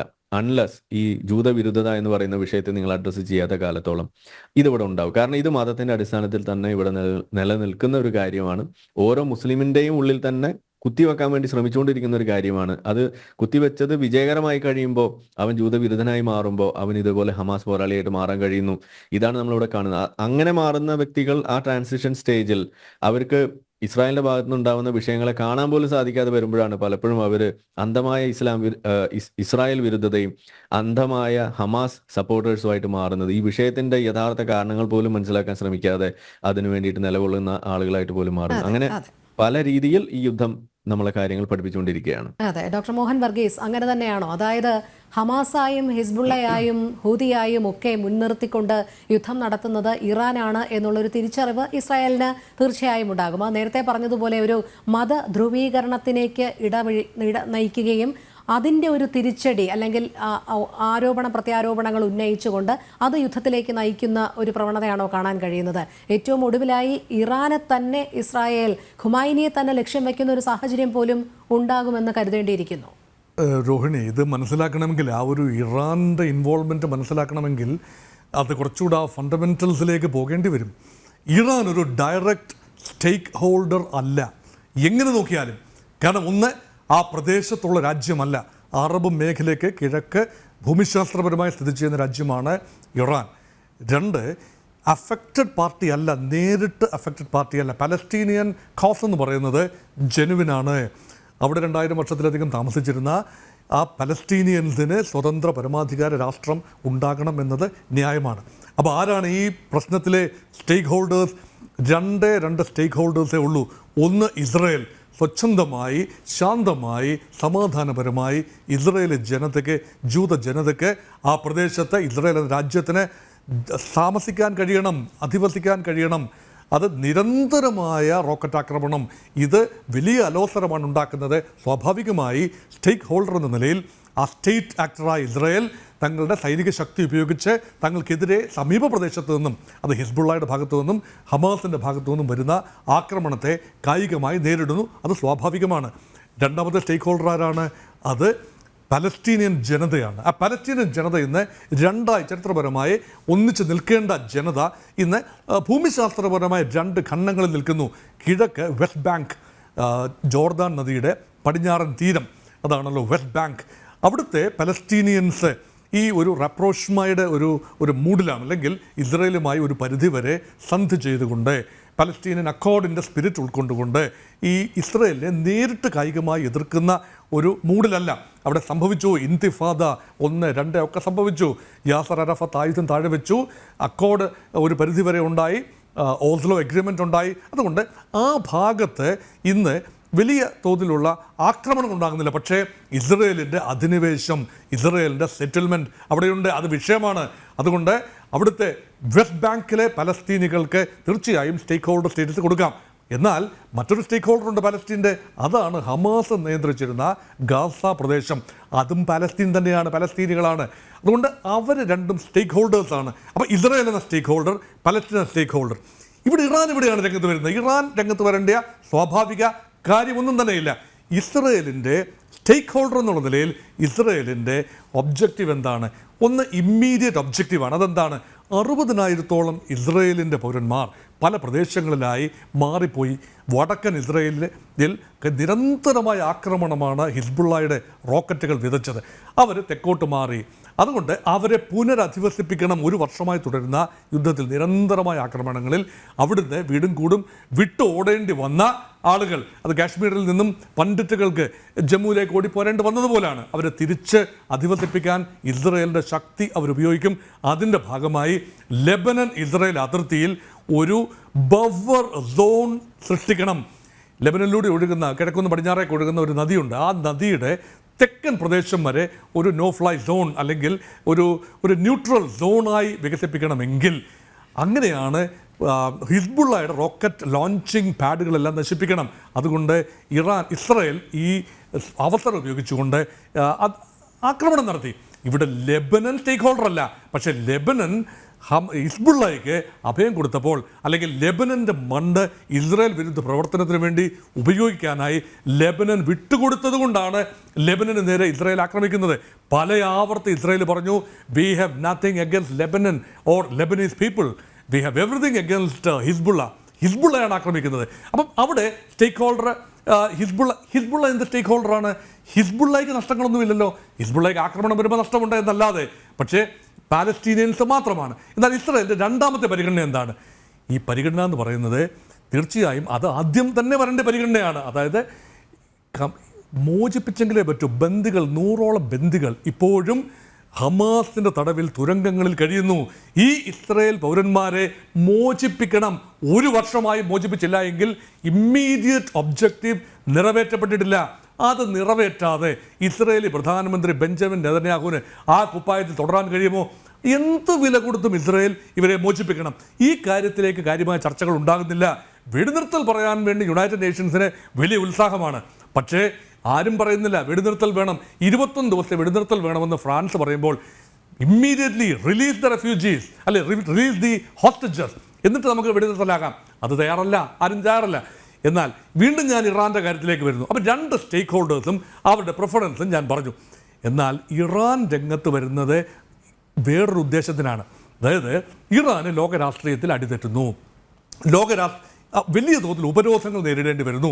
ഇറാൻ ഒരു സൗദി അറേബ്യയ്ക്കും അറബ് ലോകത്തിനും ഒക്കെ ബദലായി ഒരു നോൺ അറബ് ഇസ്ലാമിക ലീഡർഷിപ്പിൽ വരാൻ, ഒരു civilisational leadership of the Islamic world, അത് വരാനായി ഉള്ള വലിയ തോതിലുള്ള ആഗ്രഹം, അദമ്യമായ ആഗ്രഹം ഇറാൻ്റെ മത നേതൃത്വം പ്രകടിപ്പിക്കുന്നു. അതിൻ്റെ ഭാഗമായിട്ടാണ് ഇറാൻ്റെ പരമോന്നത നേതാവ്, മത നേതാവ് അയത്തുള്ള അലി ഖൊമേനി കഴിഞ്ഞ ദിവസം ഒരു വലിയ ക്ലാരിയൻ കോൾ പ്രാർത്ഥനയ്ക്ക് ശേഷം, ഫ്രൈഡേ നമസ്കാരത്തിന് ശേഷം ജനത്തോട് അഡ്രസ്സ് ചെയ്തപ്പോൾ, ആയിരക്കണക്കിന് ആളുകളോട് അഡ്രസ്സ് ചെയ്തു. അത് ലോകത്തോടായി സംസാരിക്കുകയാണ്. This is the time for the entire Islamic world to unite. വളരെ ഉട്ടോപ്യൻ ഒരു ഐഡിയ ആണ്. നേരത്തെ ഇവിടെ സൂചിപ്പിച്ചതുപോലെ, ഡോക്ടർ മോഹൻപിള്ള സൂചിപ്പിച്ചതുപോലെ, നാച്ചുറൽ അലൈസ് അല്ല. ഷിയ ലോകവും സുന്നി ലോകവും ഇപ്പോഴും വിഘടിച്ചു നിൽക്കുന്നവരുടെ താല്പര്യങ്ങൾ വ്യത്യസ്തമാണ്. ഇസ്ലാം ഒരു റാലിയിങ് പോയിന്റാണ് സംബന്ധിച്ചു, പക്ഷേ അവരുടെ താല്പര്യങ്ങൾ വ്യത്യസ്തമാണ്. ഈ സുന്നി ലോകത്തെ മിക്ക രാജ്യങ്ങളും അറബ് വംശജരാണ്, എന്നാൽ ഷിയ ലോകത്ത് അങ്ങനെയല്ല. ഇത് രണ്ടുമല്ല, ഷിയയും സുന്നി അല്ലാത്ത മറ്റ് വിഭാഗങ്ങളുണ്ട്, ഈ പ്രദേശത്തിന് വെളിയിൽ ഉള്ള മുസ്ലിങ്ങളുണ്ട്. ഇതെല്ലാം കൂടി ഇവർക്കെല്ലാം സ്വാഭാവികമായി ഇസ്രായേലിനോട് ശത്രുത ഉണ്ടാകേണ്ട ഒരു കാര്യവുമില്ല. അതുകൊണ്ട് ഇസ്രായേലിനോടുള്ള ശത്രുത എല്ലാ അറബ് രാജ്യങ്ങൾക്കും എല്ലാ മുസ്ലിം രാജ്യങ്ങൾക്കും ഉണ്ടാവുകയും ഈ പ്രശ്നം അന്താരാഷ്ട്രവൽക്കരിക്കുകയും ചെയ്യാനുള്ള ആഗ്രഹം ഇറാനുണ്ട്. അപ്പോൾ ആ ഒരു ആഗ്രഹത്തിൻ്റെ ഭാഗമായിട്ടാണ് ഹിസ്ബുള്ളയെയും ഹമാസിനെയും ഹൂതികളെയും അതുപോലെ ഷിയ മിലിറ്റൻറ്റുകൾ, ഇറാഖിലും സിറിയയിലുമുള്ള മിലിറ്റൻറ്റുകളെ അർത്ഥവും നൽകി സഹായിക്കുന്നത്. അതുകൊണ്ട് അൾട്ടിമേറ്റ് ഒബ്ജക്റ്റീവ് ഇസ്രായേലിൻ്റെ വലയിൽ ഇറാൻ കുരുങ്ങുന്ന ഒരു കാഴ്ച കാണുന്നു. എന്താണ് ഇസ്രായേലിൻ്റെ വല? ഇസ്രായേലിന് അവിടെ ഭാവിയിലാണെങ്കിലും സമാധാനമായി കഴിഞ്ഞുകൂടണമെങ്കിൽ ആത്യന്തികമായി ഇറാൻ്റെ കേപ്പബിലിറ്റി നശിപ്പിച്ചെങ്കിലേ പറ്റൂ. ആണവ കേപ്പബിലിറ്റി ഉൾപ്പെടെ നശിപ്പിച്ചെങ്കിലേ പറ്റൂ. അതുകൊണ്ട് ഈ യുദ്ധം എസ്കലേറ്റ് ചെയ്യേണ്ടത് ഇറാൻ്റെ മാത്രം ആവശ്യമല്ല, ഇസ്രായേലിൻ്റെ കൂടെ ആവശ്യമാണ്. അതുകൊണ്ട് അമേരിക്ക തയ്യാറായി നിൽക്കുകയാണ്. ഈ അവസരം ഉപയോഗിച്ചുകൊണ്ട് ഇറാന്റെ ആണവ നിലയങ്ങളിൽ ഉൾപ്പെടെ ആക്രമണം നടത്തി അതിനെ നിർവീര്യമാക്കാൻ സാധിക്കുമോ എന്ന ആലോചനയാണ്. എളുപ്പമുള്ള കാര്യമല്ല. ഇറാൻ വലിയ രാജ്യമാണ്, ശക്തമായ രാജ്യം തന്നെയാണ്, എയർ ഡിഫൻസ് സംവിധാനങ്ങളുണ്ട്. പക്ഷേ അപ്പോൾ American Israeli interest converge in the matter of Iran. അതുകൊണ്ടാണ് ഇത് അത്ര എളുപ്പം പരിഹരിക്കാവുന്ന ഒരു വിഷയമല്ല എന്ന് പറയുന്നത്. അതുകൊണ്ട് തന്നെയാണ്. ശ്രീ ഐസൺ ജോസ്, ഇവിടെ അല്പം ആശങ്കക്കിടയാക്കുന്ന സാഹചര്യം എന്ന് പറയുന്നത് ആണവായുധ കേന്ദ്രങ്ങൾ ഉൾപ്പെടെയുള്ളവ ആക്രമിക്കപ്പെടുമോ എന്നുള്ളതാണ്. അതിനുള്ള സാഹചര്യം കാണുന്നുണ്ടോ? തീർച്ചയായും ആണവായുധ കേന്ദ്രങ്ങൾ നിലവിലെ സാഹചര്യങ്ങളിൽ ഇപ്പോൾ നമുക്ക് ഇസ്രായേലുമായുള്ള അമേരിക്കയുടെ ബന്ധത്തിൽ നേരത്തെ മോഹൻ സാർ പറഞ്ഞതുപോലെ തന്നെ ഈ രണ്ടുപേരും ഒരു കൃത്യമായൊരു ലക്ഷ്യം ഇക്കാര്യത്തിൽ മുന്നോട്ട് വയ്ക്കുന്നുണ്ട് എന്നതൊരു യാഥാർത്ഥ്യം തന്നെയാണ്. അവർക്ക് കോമണായ ഒരു ടാർഗറ്റ് ഉണ്ട്.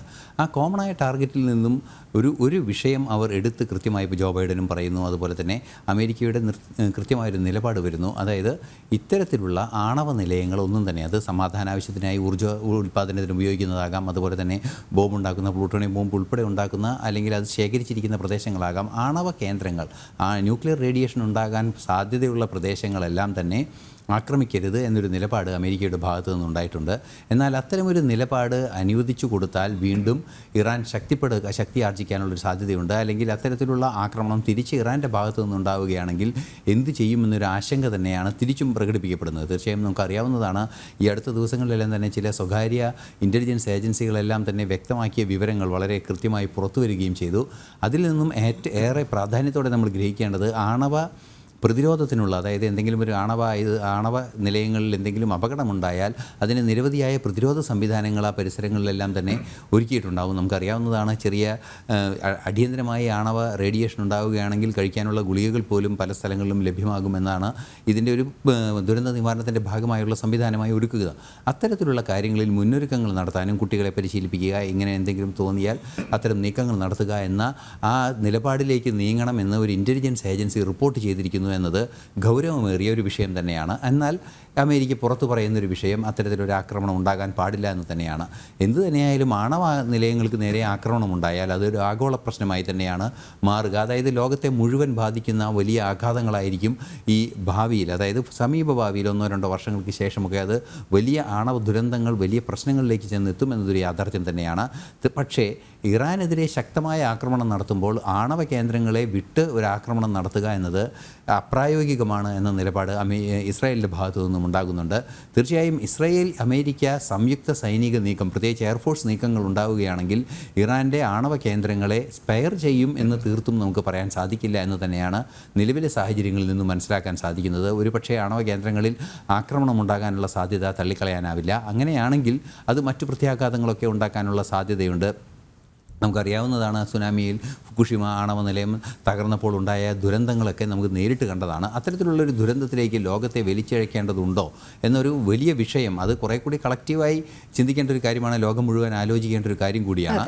എന്തു തന്നെയായാലും അതൊരു പ്രശ്നമായി തന്നെ വരാനുള്ള സാധ്യതയുണ്ട്. ആണവ കേന്ദ്രങ്ങൾ വിട്ടുകളയുന്ന ഒരു സാധ്യത ഈ നിലവിലെ സാഹചര്യങ്ങളിൽ കാണാനില്ല. എന്നാൽ ആണവ കേന്ദ്രങ്ങളിൽ ആക്രമണം ഉണ്ടാകുമെന്ന് തീർത്ത് പറയുകയും വയ്യ. കാരണം ആണവ കേന്ദ്രങ്ങൾ ആക്രമിക്കരുതെന്ന് പറഞ്ഞിരിക്കുന്നത് ജോ ബൈഡനാണ്, അമേരിക്കൻ പ്രസിഡന്റാണ്. എന്നാൽ ആണവ കേന്ദ്രങ്ങൾ ഉൾപ്പെടെ തകർത്താലേ ഇറാനെ നിയന്ത്രിക്കാനാകൂ എന്ന ഒരു യാഥാർത്ഥ്യവും ഒരു കൃത്യതയാർന്ന യാഥാർത്ഥ്യമായി നമ്മുടെ മുന്നിൽ നിൽക്കുകയും ചെയ്യുന്നുണ്ട്. ശരി, RJD നേതാവ് ശ്രീ സലിം മടവൂർ കൂടി ചർച്ചയിൽ ചേരുകയാണ്. സ്വാഗതം ശ്രീ സലിം മടവൂർ. അതോടൊപ്പം നിലവിലെ സാഹചര്യം, വിലയിരുത്തലുകൾ ഒക്കെയാണ് ഇസ്രായേൽ യുദ്ധത്തിൽ കാണുന്നത്. ഇസ്രായേൽ കനത്ത തിരിച്ചടി നൽകും എന്ന് തന്നെ പറഞ്ഞിട്ടുണ്ട്. ഹമാസ്, ഹിസ്ബുള്ള ഭീകരർക്കെതിരെ ഇത്തരത്തിൽ ഇസ്രായേലിൻ്റെ നീക്കം നടക്കുമ്പോൾ അത് ഭീകരതയെ തച്ചുടയ്ക്കും, അവരുടെ വേരറുക്കുമെന്ന് തന്നെ നമുക്ക് കരുതേണ്ടിയിരിക്കുന്നു. അല്ല, ഇത് ഒരാഗോള പശ്ചിമേഷ്യ മുഴുവൻ ഈ യുദ്ധത്തിന്റെ നിഴലിലാണ്. പലരും വാർത്തകൾ പടച്ചുവിടുന്നുണ്ട്, ഇറാന്റെ ആണവ നിലയങ്ങൾ തകർക്കും അല്ലെങ്കിൽ തിരിച്ചു തകർക്കും. ഇത് എവിടെ തകർന്നാലും ഇതൊക്കെ ഒരു ടാവട്ടം പ്രദേശത്താണ്. അപ്പൊ സ്വാഭാവികമായിട്ട് അത്യാധുനിക ആണവ നിലയങ്ങൾ ഇതൊക്കെ തന്നെ പൊട്ടിയാൽ, ഇറാനിൽ പൊട്ടിയാൽ ഇറാൻകാർ മാത്രമല്ല മരിക്കുക, അത് എങ്ങോട്ട് പോകും, എത്ര കണ്ട് എന്തൊക്കെ ഭവിഷ്യത്ത് ഉണ്ടാവും, അത് ലോകം തന്നെ നശിപ്പിക്കുമെന്നൊന്നും പറയാൻ പറ്റില്ല. ഇതാരും തുറന്നു വിട്ട് നോക്കിയിട്ടില്ലല്ലോ. ഇതൊക്കെ ഒരു ശാസ്ത്രത്തിന്റെ കണക്കുകൂട്ടലാണ് ഇപ്പോൾ ഉള്ളത്. അപ്പൊ അതങ്ങ് പരന്നിട്ട് ചെയിൻ റിയാക്ഷൻ അങ്ങ് വരുന്ന സമയത്ത് എത്ര ശക്തിയിലാണ് എന്നുള്ളത്, കാരണം ഇറാൻ്റെതൊന്നും ആർക്കും അറിയില്ല എത്ര ശക്തിയിലുള്ള ആണവ ബോംബുകളാണ് അവർ ഉണ്ടാക്കി വെച്ചത്, അല്ലെങ്കിൽ അവരുടെ റിയാക്ടർ എത്ര ശക്തി, ഒന്നും ആർക്കും അറിയില്ലല്ലോ. അതേപോലെ തന്നെ ഇസ്രായേലിന്റെ കൈവശം എന്തൊക്കെ ഉണ്ട് എന്നൊന്നും അറിയില്ല.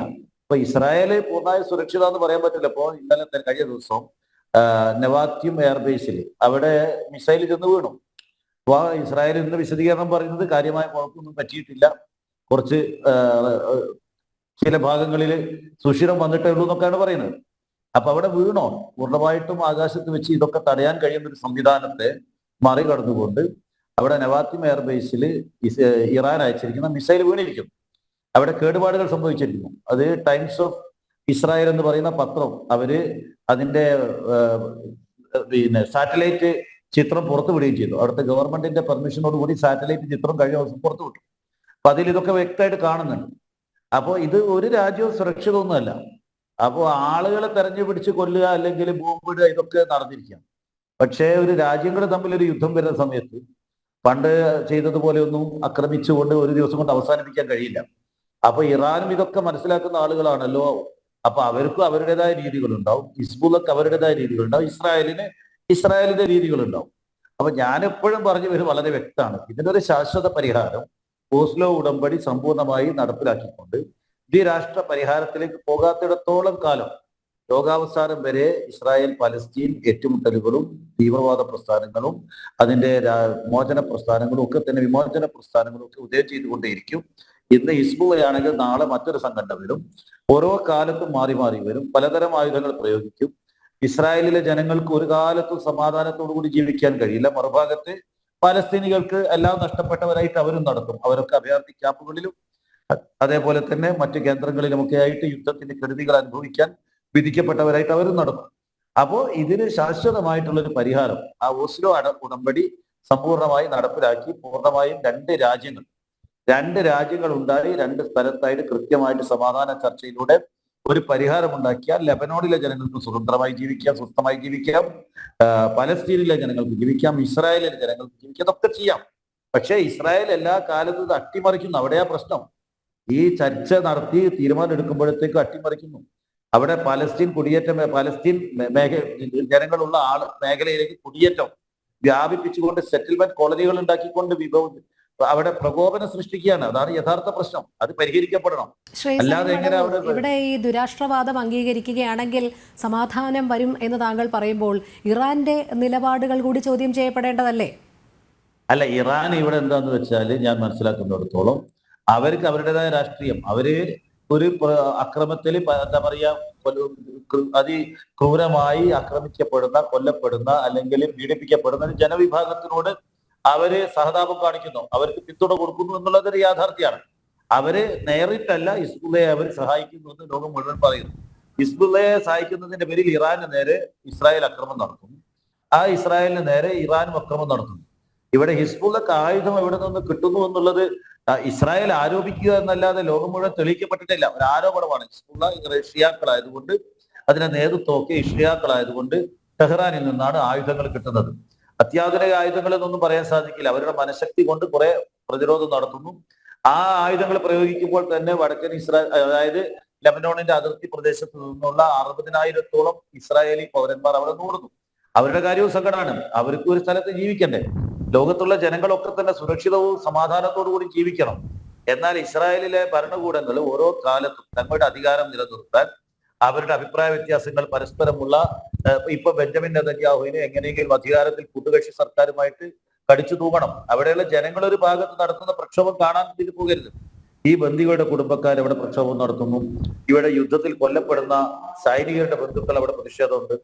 ജനങ്ങൾ തന്നെ ബെഞ്ചമിൻ നെതന്യാഹുവിനെതിരെ സംസാരിക്കുന്നു. അപ്പൊ ഇദ്ദേഹം അതിതീവ്രമായ നിലപാടിലൂടെ എല്ലാ പലസ്തീനികളെയും കൊന്നൊടുക്കണം എന്ന് വിചാരിക്കുന്ന ഒരു വിഭാഗം തീവ്ര ജൂത സിയോണിസം അവിടെയുണ്ട്.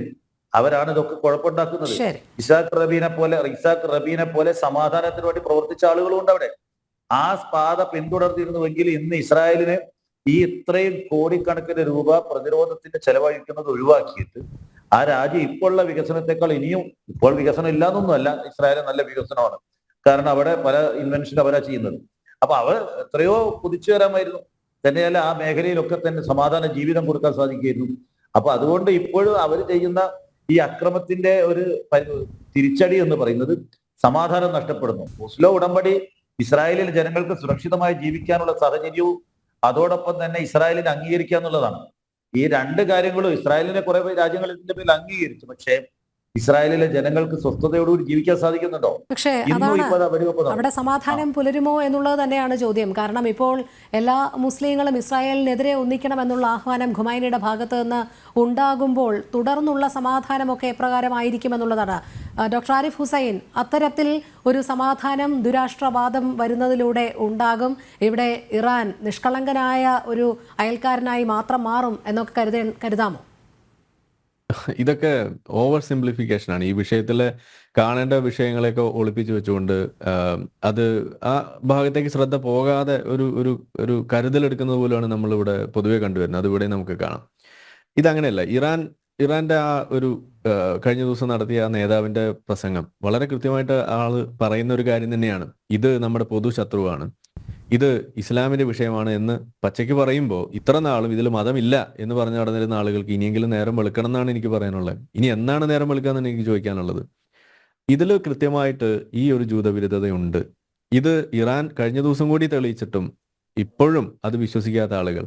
ഇനി ഇതിൽ ഈ ദുരാഷ്ട്രവാദത്തെക്കുറിച്ച് പറയുമ്പോൾ നമ്മൾ പറയുന്നു ആദ്യം ഈ സംഗതി ആക്സെപ്റ്റ് ചെയ്ത് മുന്നോട്ട് വന്ന രാജ്യമാണ് ഇസ്രായേൽ. അന്നത് അനുസരിക്കാതെ മുന്നോട്ട് വരികയും ഈ പറയുന്ന പ്രശ്നങ്ങൾ മുഴുവൻ തുടക്കമിട്ടിട്ട് ഇന്നിപ്പോ ഇവിടെ ഇരുന്ന് പറയുന്നത് എന്താണ്? ദുരാഷ്ട്രവാദം അംഗീകരിക്കണമെന്ന്. ഇത് ആരോടെ പറയുന്നത്?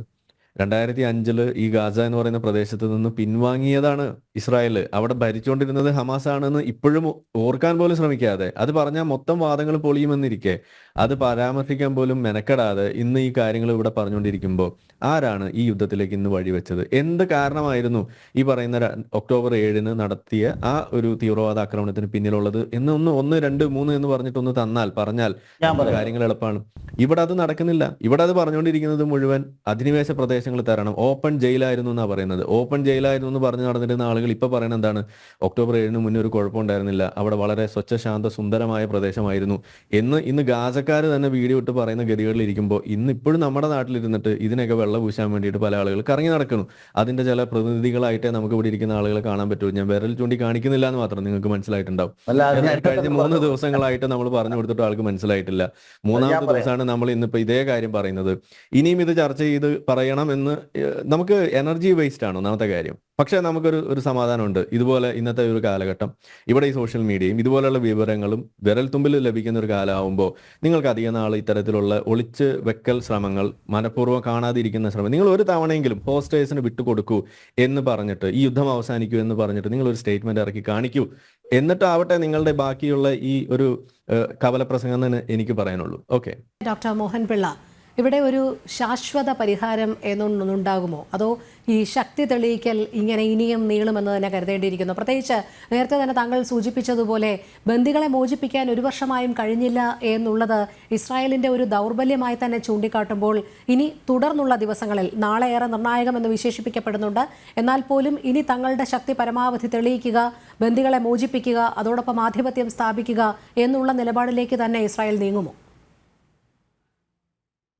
നമ്മൾ പലവട്ടം ചർച്ച ചെയ്ത രീതിയിൽ, അതായത് ഇവര് ഫോളോ ചെയ്യുന്ന എന്തെന്ന് ചോദിച്ചു കഴിഞ്ഞാൽ ഒരു ഹോട്ട് പെർസ്യൂട്ട് എന്നൊരു യുദ്ധനീതിയുണ്ട്. അതായത് ശത്രുവിനെ അത് ഐഡന്റിഫൈ ചെയ്യുകയാണെന്നുണ്ടെങ്കിൽ ആ ശത്രു ഡയറക്റ്റ് ഇൻവോൾവ്മെന്റ് നമ്മുടെ രാജ്യത്തിൽ ചെയ്യുകയാണ് എന്നുണ്ടെങ്കിൽ ആ ശത്രുവിനെ ഏത് രാജ്യത്താണെങ്കിലും പോയി പിക്ക് ചെയ്ത് അസാസിനേറ്റ് ചെയ്യുക, അല്ലെങ്കിൽ ഇല്ലാതാക്കാം. അത് ഹോട്ട് പെർസ്യൂട്ട് എന്നുള്ള ഒരു യുദ്ധനീതിയുണ്ട്. അതനുസരിച്ചിട്ടാണ് ഈ ഇസ്രയേല് ഇറാനിലും ബാക്കിയുള്ള സ്ഥലങ്ങളിലും ഒക്കെ ഈ കാര്യങ്ങൾ ചെയ്യുന്നത്. പക്ഷേ ഇസ്രയേലിനെ സംബന്ധിച്ചിടത്തോളം ഈ തീവ്രവാദം പെട്ടെന്ന് ഇല്ലാതാക്കുക ലോകത്ത് എന്ന് പറഞ്ഞു കഴിഞ്ഞാൽ, അതായത് ഈ 3H എന്ന് പറയുന്നത് ഹമാസ്, ഹൂതി അല്ലെങ്കിൽ ഹിസ്ബുള്ള, ഇവര് തന്നെയല്ല ഇവരുടെ പ്രശ്നമെന്ന് പറയുന്നത്.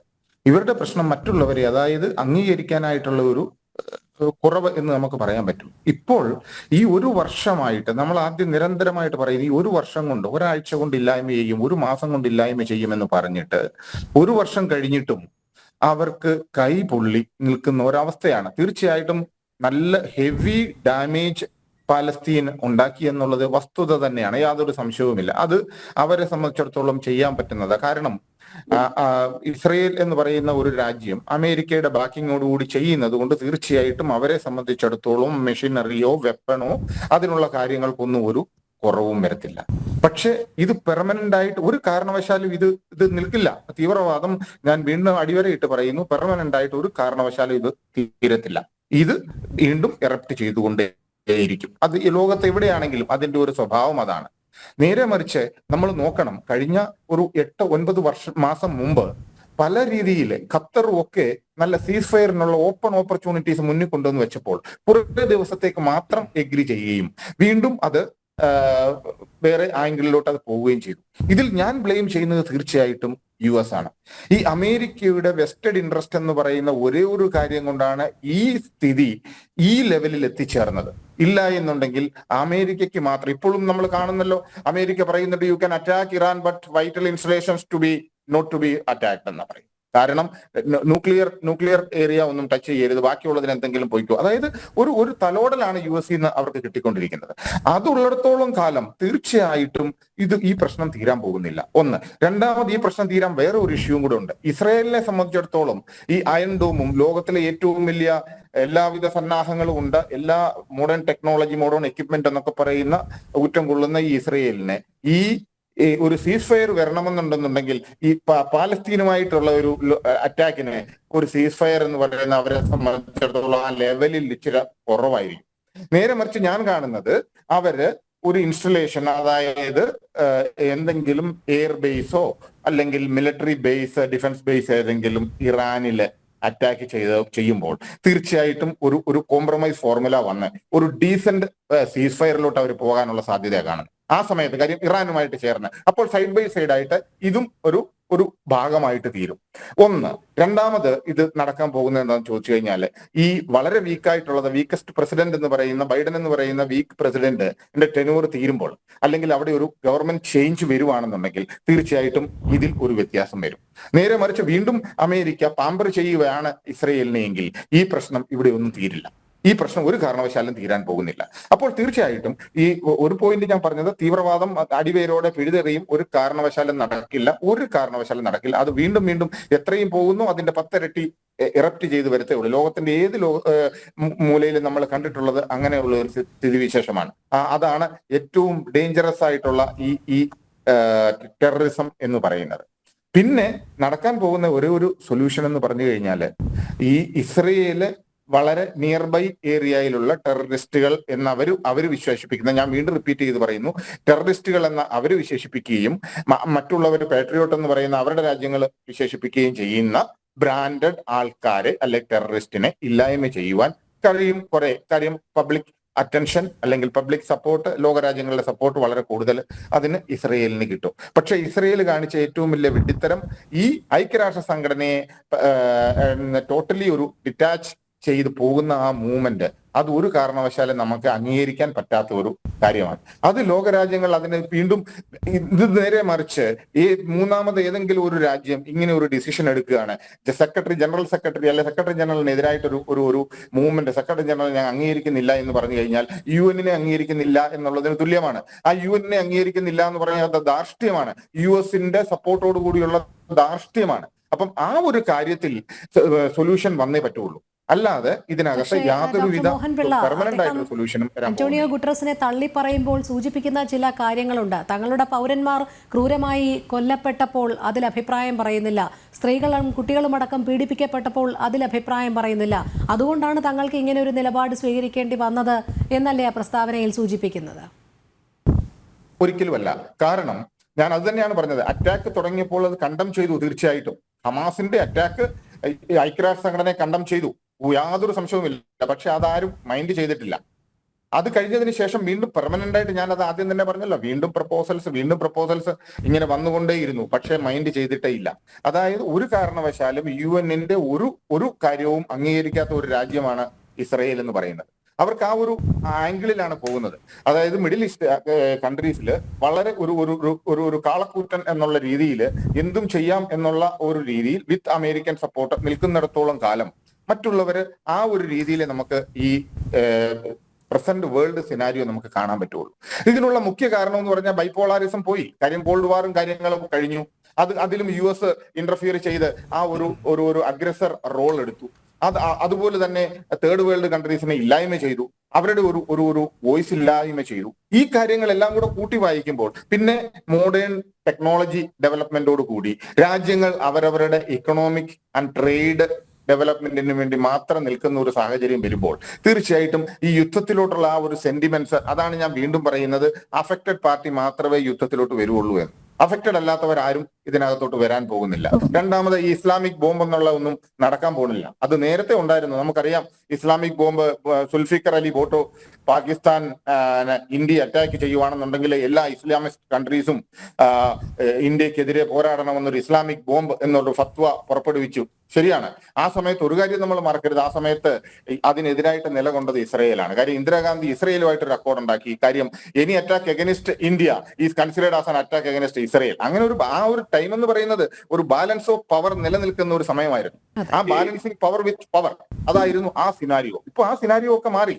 ഇപ്പം നമ്മൾ പറയുമല്ലോ ചൈന കയറി ഡയറക്റ്റ് ഇടപെടും, അല്ലെ റഷ്യ ഇടപെടും, അല്ലെ US-നുള്ള ട്രേഡ് അവരുടെ സൂപ്രമസി നിലനിർത്തുവാനായിട്ട് അവർ ഏത് രീതിയിലും അവരുടെ വേൾഡിന്റെ ഏത് ഭാഗത്തും അവരത് നിലയുറപ്പിക്കും. അവരുടെ ഹിഡൻ അജണ്ടയുണ്ട്. അതുകൊണ്ട് ഞാൻ പറഞ്ഞത് ഇപ്പോഴല്ല ഈ രാജ്യങ്ങളിലൊന്നും അവരുടെ US ബേസ് ഉണ്ടാക്കിയിട്ടുള്ളത്. അത് ഇസ്രയേലിലോട്ടുള്ള ആ ഒരു പ്രശ്നത്തിന്റെ പേരിലല്ല, അതിന് മുമ്പ് തന്നെ ബേസുകളുണ്ട് അവിടെ. അപ്പൊ അതെന്താണ് സൂചിപ്പിക്കുന്നത്? അവർക്ക് എതിരായിട്ട് നിൽക്കുന്നവരെ മറ്റുള്ള രാജ്യങ്ങൾ മുഖാന്തരം അവരെ ഇല്ലായ്മ ചെയ്യുക. അതാണല്ലോ അവര് യുദ്ധമില്ലാത്തടത്ത് യുദ്ധമുണ്ടാക്കുക, യുദ്ധമില്ലാത്തടത്ത് വെപ്പൺ സപ്ലൈ ചെയ്യുക. നമ്മൾ കണ്ട് ഇന്ത്യയും പാകിസ്ഥാനും കൂടെ ഡിപ്ലോമാറ്റിക്കലായിട്ട് നമ്മൾ പറയും ഇന്ത്യയുടെ കൂടെയാണെന്നും അമേരിക്കയ്ക്ക് പാകിസ്ഥാന് വെപ്പൺ സപ്ലൈ ചെയ്യുകയും ചെയ്യും. അതുപോലെ നേരെ തിരിച്ചും വരും. കാര്യം ആ ഒരു കണ്ണിങ്നെസ് ആണ് ഇപ്പോഴും US-ന്റെ ഫോറിൻ പോളിസി. അതൊരു ഹിഡൻ മോട്ടീവ്, ഹിഡൻ അജണ്ട. അത് മനസ്സിലാക്കാത്തടത്തോളം കാലം നമുക്ക് ഈ ഒരു വേൾഡ് സിനാരിയോ നമുക്ക് മനസ്സിലാക്കാൻ പ്രയാസമാണ്. അതും മനസ്സിലാക്കി കഴിഞ്ഞാൽ തീർച്ചയായിട്ടും, കാര്യം ഇപ്പൊ US-ന്റെ മെയിൻ ആയിട്ടുള്ള ഇഷ്യൂ എന്താണ്? ചൈന ഡെവലപ്പ് ചെയ്യാൻ പാടില്ല. അപ്പൊ ചൈനയ്ക്കെതിരായിട്ടുള്ള ഓരോരോ സ്റ്റെപ്പുകൾ ഇങ്ങനെ എടുത്തുകൊണ്ടിരിക്കും. അതായിരിക്കും അവരുടെ പോളിസി. ഇപ്പം ഇസ്രയേൽ ത്രൂ, അപ്പൊ അവർ സേഫ് ആണല്ലോ. കാര്യം ഇസ്രയേൽ ത്രൂ ആണ് അവരെല്ലാം ചെയ്യുന്നത്. അവർക്ക് അതിനൊരു ന്യായവും പറയാനുണ്ട്. ഇസ്രയേലിലെ ആൾക്കാരെ ബന്ദികളാക്കി, അതാണ് അതിന്റെ കാരണം. 1 വർഷം എടുത്തല്ലോ, ഏറ്റവും പവർഫുൾ ആണല്ലോ. എന്ത് പറ്റി? എന്താണ് അതിന്റെ അൾട്ടിമേറ്റ് റിസൾട്ട്? അൾട്ടിമേറ്റ് റിസൾട്ട് എവിടെ വന്ന് നിൽക്കുന്നു? ഒരു രാജ്യം അല്ലെങ്കിൽ ഒരു ഏരിയ ഇല്ലായ്മ ചെയ്തു. Bombardment continues, total concrete pieces will be there. അല്ലാതെ വേറെ ഒന്നുമില്ല അവിടെ. ആ ഒരു റിസൾട്ടാണ് അവിടെ. എൻഡ് റിസൾട്ട് എന്തുണ്ടായി? ടെററിസ്റ്റ് ടോട്ടലി ഇല്ലായ്മ ചെയ്തു. അവർ പ്ലഡ്ജ് ചെയ്തതാണ് ഹമാസിനെ, ഹൂതികളെ അല്ലെങ്കിൽ ഹിസ്ബുള്ളയെ ഇല്ലായ്മ ചെയ്യാൻ പറ്റില്ല ഒരു കാരണവശാലും. ഇൻ ടോട്ടൽ അത് ഏത് ടെററിസ്റ്റ് ഗ്രൂപ്പ് ആണെങ്കിലും ഇല്ലാത്തൊരവസ്ഥ. ശരി ഡോക്ടർ വർഗീസ്, അത്തരത്തിൽ തന്നെയാണോ? അങ്ങനെ കൃത്യമായി അങ്ങനെയാണ് എന്ന് പറയാനാവില്ല. കാരണം യഥാർത്ഥ സമാധാനം ആവശ്യമുണ്ട്. പക്ഷെ ഇവിടെ നോക്കൂ, അമേരിക്കയുടെ ഒരു ലോക മേധാവിത്വത്തിന് ഇടിവ് സംഭവിച്ചു എന്നത് വ്യക്തമാണ്. അമേരിക്കയ്ക്ക് പശ്ചിമേഷ്യയിൽ താല്പര്യങ്ങൾ സംരക്ഷിക്കപ്പെടണം, അമേരിക്കയുടെ സൈനിക ബേസുകൾ നിലനിർത്തപ്പെടണം. അതുകൊണ്ട് തന്നെ അവിടെ ചെറിയ തോതിൽ സംഘർഷം ഉണ്ടാകേണ്ടത് അമേരിക്കയുടെ ആവശ്യമാണ്. എന്നാൽ സംഘർഷം ഒരു ലെവലിൽ കൂടുതൽ എസ്കലേറ്റ് ചെയ്യുന്നതിനോട് അമേരിക്കയ്ക്ക് വലിയ താല്പര്യമില്ല. അതുതന്നെയാണ് ഡൊണാൾഡ് ട്രംപ് പല ആവർത്തി പറഞ്ഞത്. ഇത് അവസാനിപ്പിക്കണം. അമേരിക്കയ്ക്ക് എല്ലായിടത്തും ഇടപെട്ടുകൊണ്ട് നിൽക്കാനാവില്ല. ഉക്രൈൻ്റെ കാര്യത്തിലും പറഞ്ഞത് അതാണ്.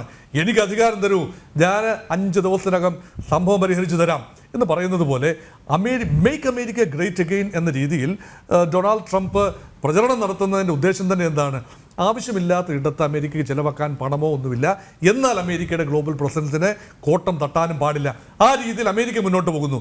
മറുവശത്ത് ഇവിടെ സമാധാനത്തെക്കുറിച്ച് നമ്മൾ സംസാരിക്കുമ്പോൾ ആത്യന്തികമായി പശ്ചിമേഷ്യയിൽ സമാധാനം ഉണ്ടാകണം എങ്കിൽ സമാധാനം നശിപ്പിക്കുന്ന വൈറസ് എന്ന് പറയുന്നത് എന്താണ്? അവിടെ ഒരു അടിസ്ഥാനപരമായൊരു വിഷയമുണ്ട്. അത് പാലസ്തീൻ വിഷയം അടിസ്ഥാനപരമായ വിഷയമാണ്. അപ്പം രോഗമെന്ന് പറയുന്നത് പാലസ്തീനുമായി ബന്ധപ്പെട്ടാണ്, ഇസ്രായേൽ പാലസ്തീനുമായി ബന്ധപ്പെട്ടാണ്. അങ്ങനെയെങ്കിൽ ആ രോഗം ഡയഗ്നോസ് ചെയ്ത് രോഗകാരണങ്ങളെയാണ് അഡ്രസ്സ് ചെയ്യേണ്ടത്, രോഗത്തെ അല്ല, രോഗം ഉണ്ടാക്കാനുള്ള കാരണങ്ങളെ. അങ്ങനെയാണെങ്കിൽ ഭീകരത എന്ന് പറഞ്ഞു, ഇവിടെ ഭീകരതയെക്കുറിച്ചാണല്ലോ നമ്മൾ പലപ്പോഴും പറഞ്ഞത്. ഹമാസ്, ഹിസ്ബുള്ള, മറ്റ് ഹൂതികൾ, ഭീകര ഗ്രൂപ്പുകൾ. ഈ ഭീകരവാദത്തിന് ഒരു വിത്തെന്ന് പറയുന്നത് ഇങ്ങനെ ഒരു അസ്വസ്ഥതയാണ്. ആ അസ്വസ്ഥതയെ അഡ്രസ്സ് ചെയ്യാൻ കഴിയുമ്പോൾ പലസ്തീന് ഒരു സ്വയംഭരണ ഏറിയ ഈ യുദ്ധത്തിൻ്റെ അവസാനം അങ്ങനെ സംഭവിക്കൂ, അല്ലാതെ ഒരു കാര്യവും സംഭവിക്കില്ല. അങ്ങനെ സംഭവിക്കണമെങ്കിൽ ഇപ്പോൾ യുദ്ധം 7-ാം തീയതി നമ്മൾ പറയുന്നു, ഒക്ടോബർ 7 നാളെയാണ്. അത് സംഭവിക്കണമെങ്കിൽ ഇസ്രായേലിൻ്റെ ഒബ്ജക്റ്റീവ്സ് മുഴുവൻ നേടിയെടുക്കണം. ഇസ്രായേലിൻ്റെ ഒബ്ജക്റ്റീവ്സ് ഇവിടെ നിൽക്കില്ല. ഒരുപാട് വിശാലമായ ഒബ്ജക്റ്റീവ്സാണ് ഇസ്രായേലിന്. പക്ഷേ അടിസ്ഥാനപരമായ കാരണം പരിഹരിച്ചു കഴിഞ്ഞാൽ 2 കാര്യങ്ങൾ പരിഹരിക്കണം. Immediately release of the hostages നടന്നേ പറ്റൂ. അത് കൈവശം വെക്കാനാവില്ല. കാരണം ബെഞ്ച് മാർക്കായിട്ട് എടുക്കേണ്ടത്, ഈ സംഘർഷത്തിൻ്റെ ബെഞ്ച് മാർക്ക് ദിവസമായിട്ട് എടുക്കേണ്ടത് ഒക്ടോബർ 7, 2023. അന്ന് തട്ടിക്കൊണ്ടുപോയ 100ഓളം പേർ ഇപ്പോഴും ഹമാസിന്റെ കസ്റ്റഡിയിലുണ്ട്. അവരെ വിട്ടുകഴിഞ്ഞാൽ പിന്നെ ഇമ്മീഡിയറ്റ് പ്രശ്നമില്ല. പിന്നെ ഉള്ളത് ശാശ്വതമായ പ്രശ്നമാണ്. അത് പലസ്തീനിയൻസിന് സ്വയംഭരണ സ്റ്റേറ്റസും ഇസ്രയേലിനെ പലസ്തീനിയൻസ് അംഗീകരിക്കണം. ഹമാസും ഹിസ്ബുള്ളയും ഉൾപ്പെടെ തീവ്ര വിഭാഗത്തിലുള്ള ഗ്രൂപ്പുകൾ ഇസ്രയേലിനെ അംഗീകരിച്ചേ മതിയാവും. ഇത് രണ്ടും നടക്കുന്നതിന് ഉള്ള സാഹചര്യം ഇപ്പോൾ ഒരുങ്ങിയിട്ടില്ല. അതുകൊണ്ടാണ് ഈ സംഘർഷം ഇപ്പോൾ തുടരുന്നത്. വൻ ശക്തികൾക്ക് ഇതിൽ കാര്യമായി ഇടപെടാനില്ല. ഇന്ത്യ മുന്നോട്ട് വയ്ക്കുന്ന ആശയം മാത്രമേ ആത്യന്തികമായി നടപ്പാക്കാൻ പറ്റൂ. ഇന്ത്യയാണ് പറയുന്നത് 2 കക്ഷികളും നേരിട്ട് സംസാരിക്കുന്ന ഒരു ഘട്ടത്തിലെത്തിയേ പറ്റൂ. 2 സ്റ്റേറ്റ് സൊല്യൂഷൻ അവിടെ ആവശ്യമാണ്. ഇസ്രായേൽ ഒരു വശത്തും ഇറാനല്ല മറുവശത്ത് വരേണ്ടത്.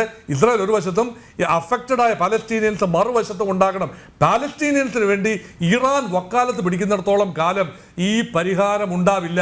2 കൂട്ടരും അതിന് ഐക്യരാഷ്ട്ര സംഘടനയെ പിണക്കിയത് ശരിയായില്ല എന്ന അഭിപ്രായം എനിക്കുണ്ട്. അന്റോണിയോ ഗുട്ടറസ് എത്ര അബദ്ധം കാണിച്ചാലും ശരി, അദ്ദേഹത്തെ കടക്ക് പുറത്തോ എന്ന് പറയാൻ തക്ക ഒരു ധാർഷ്ട്യം ഉണ്ടാകാൻ പാടില്ലായിരുന്നു.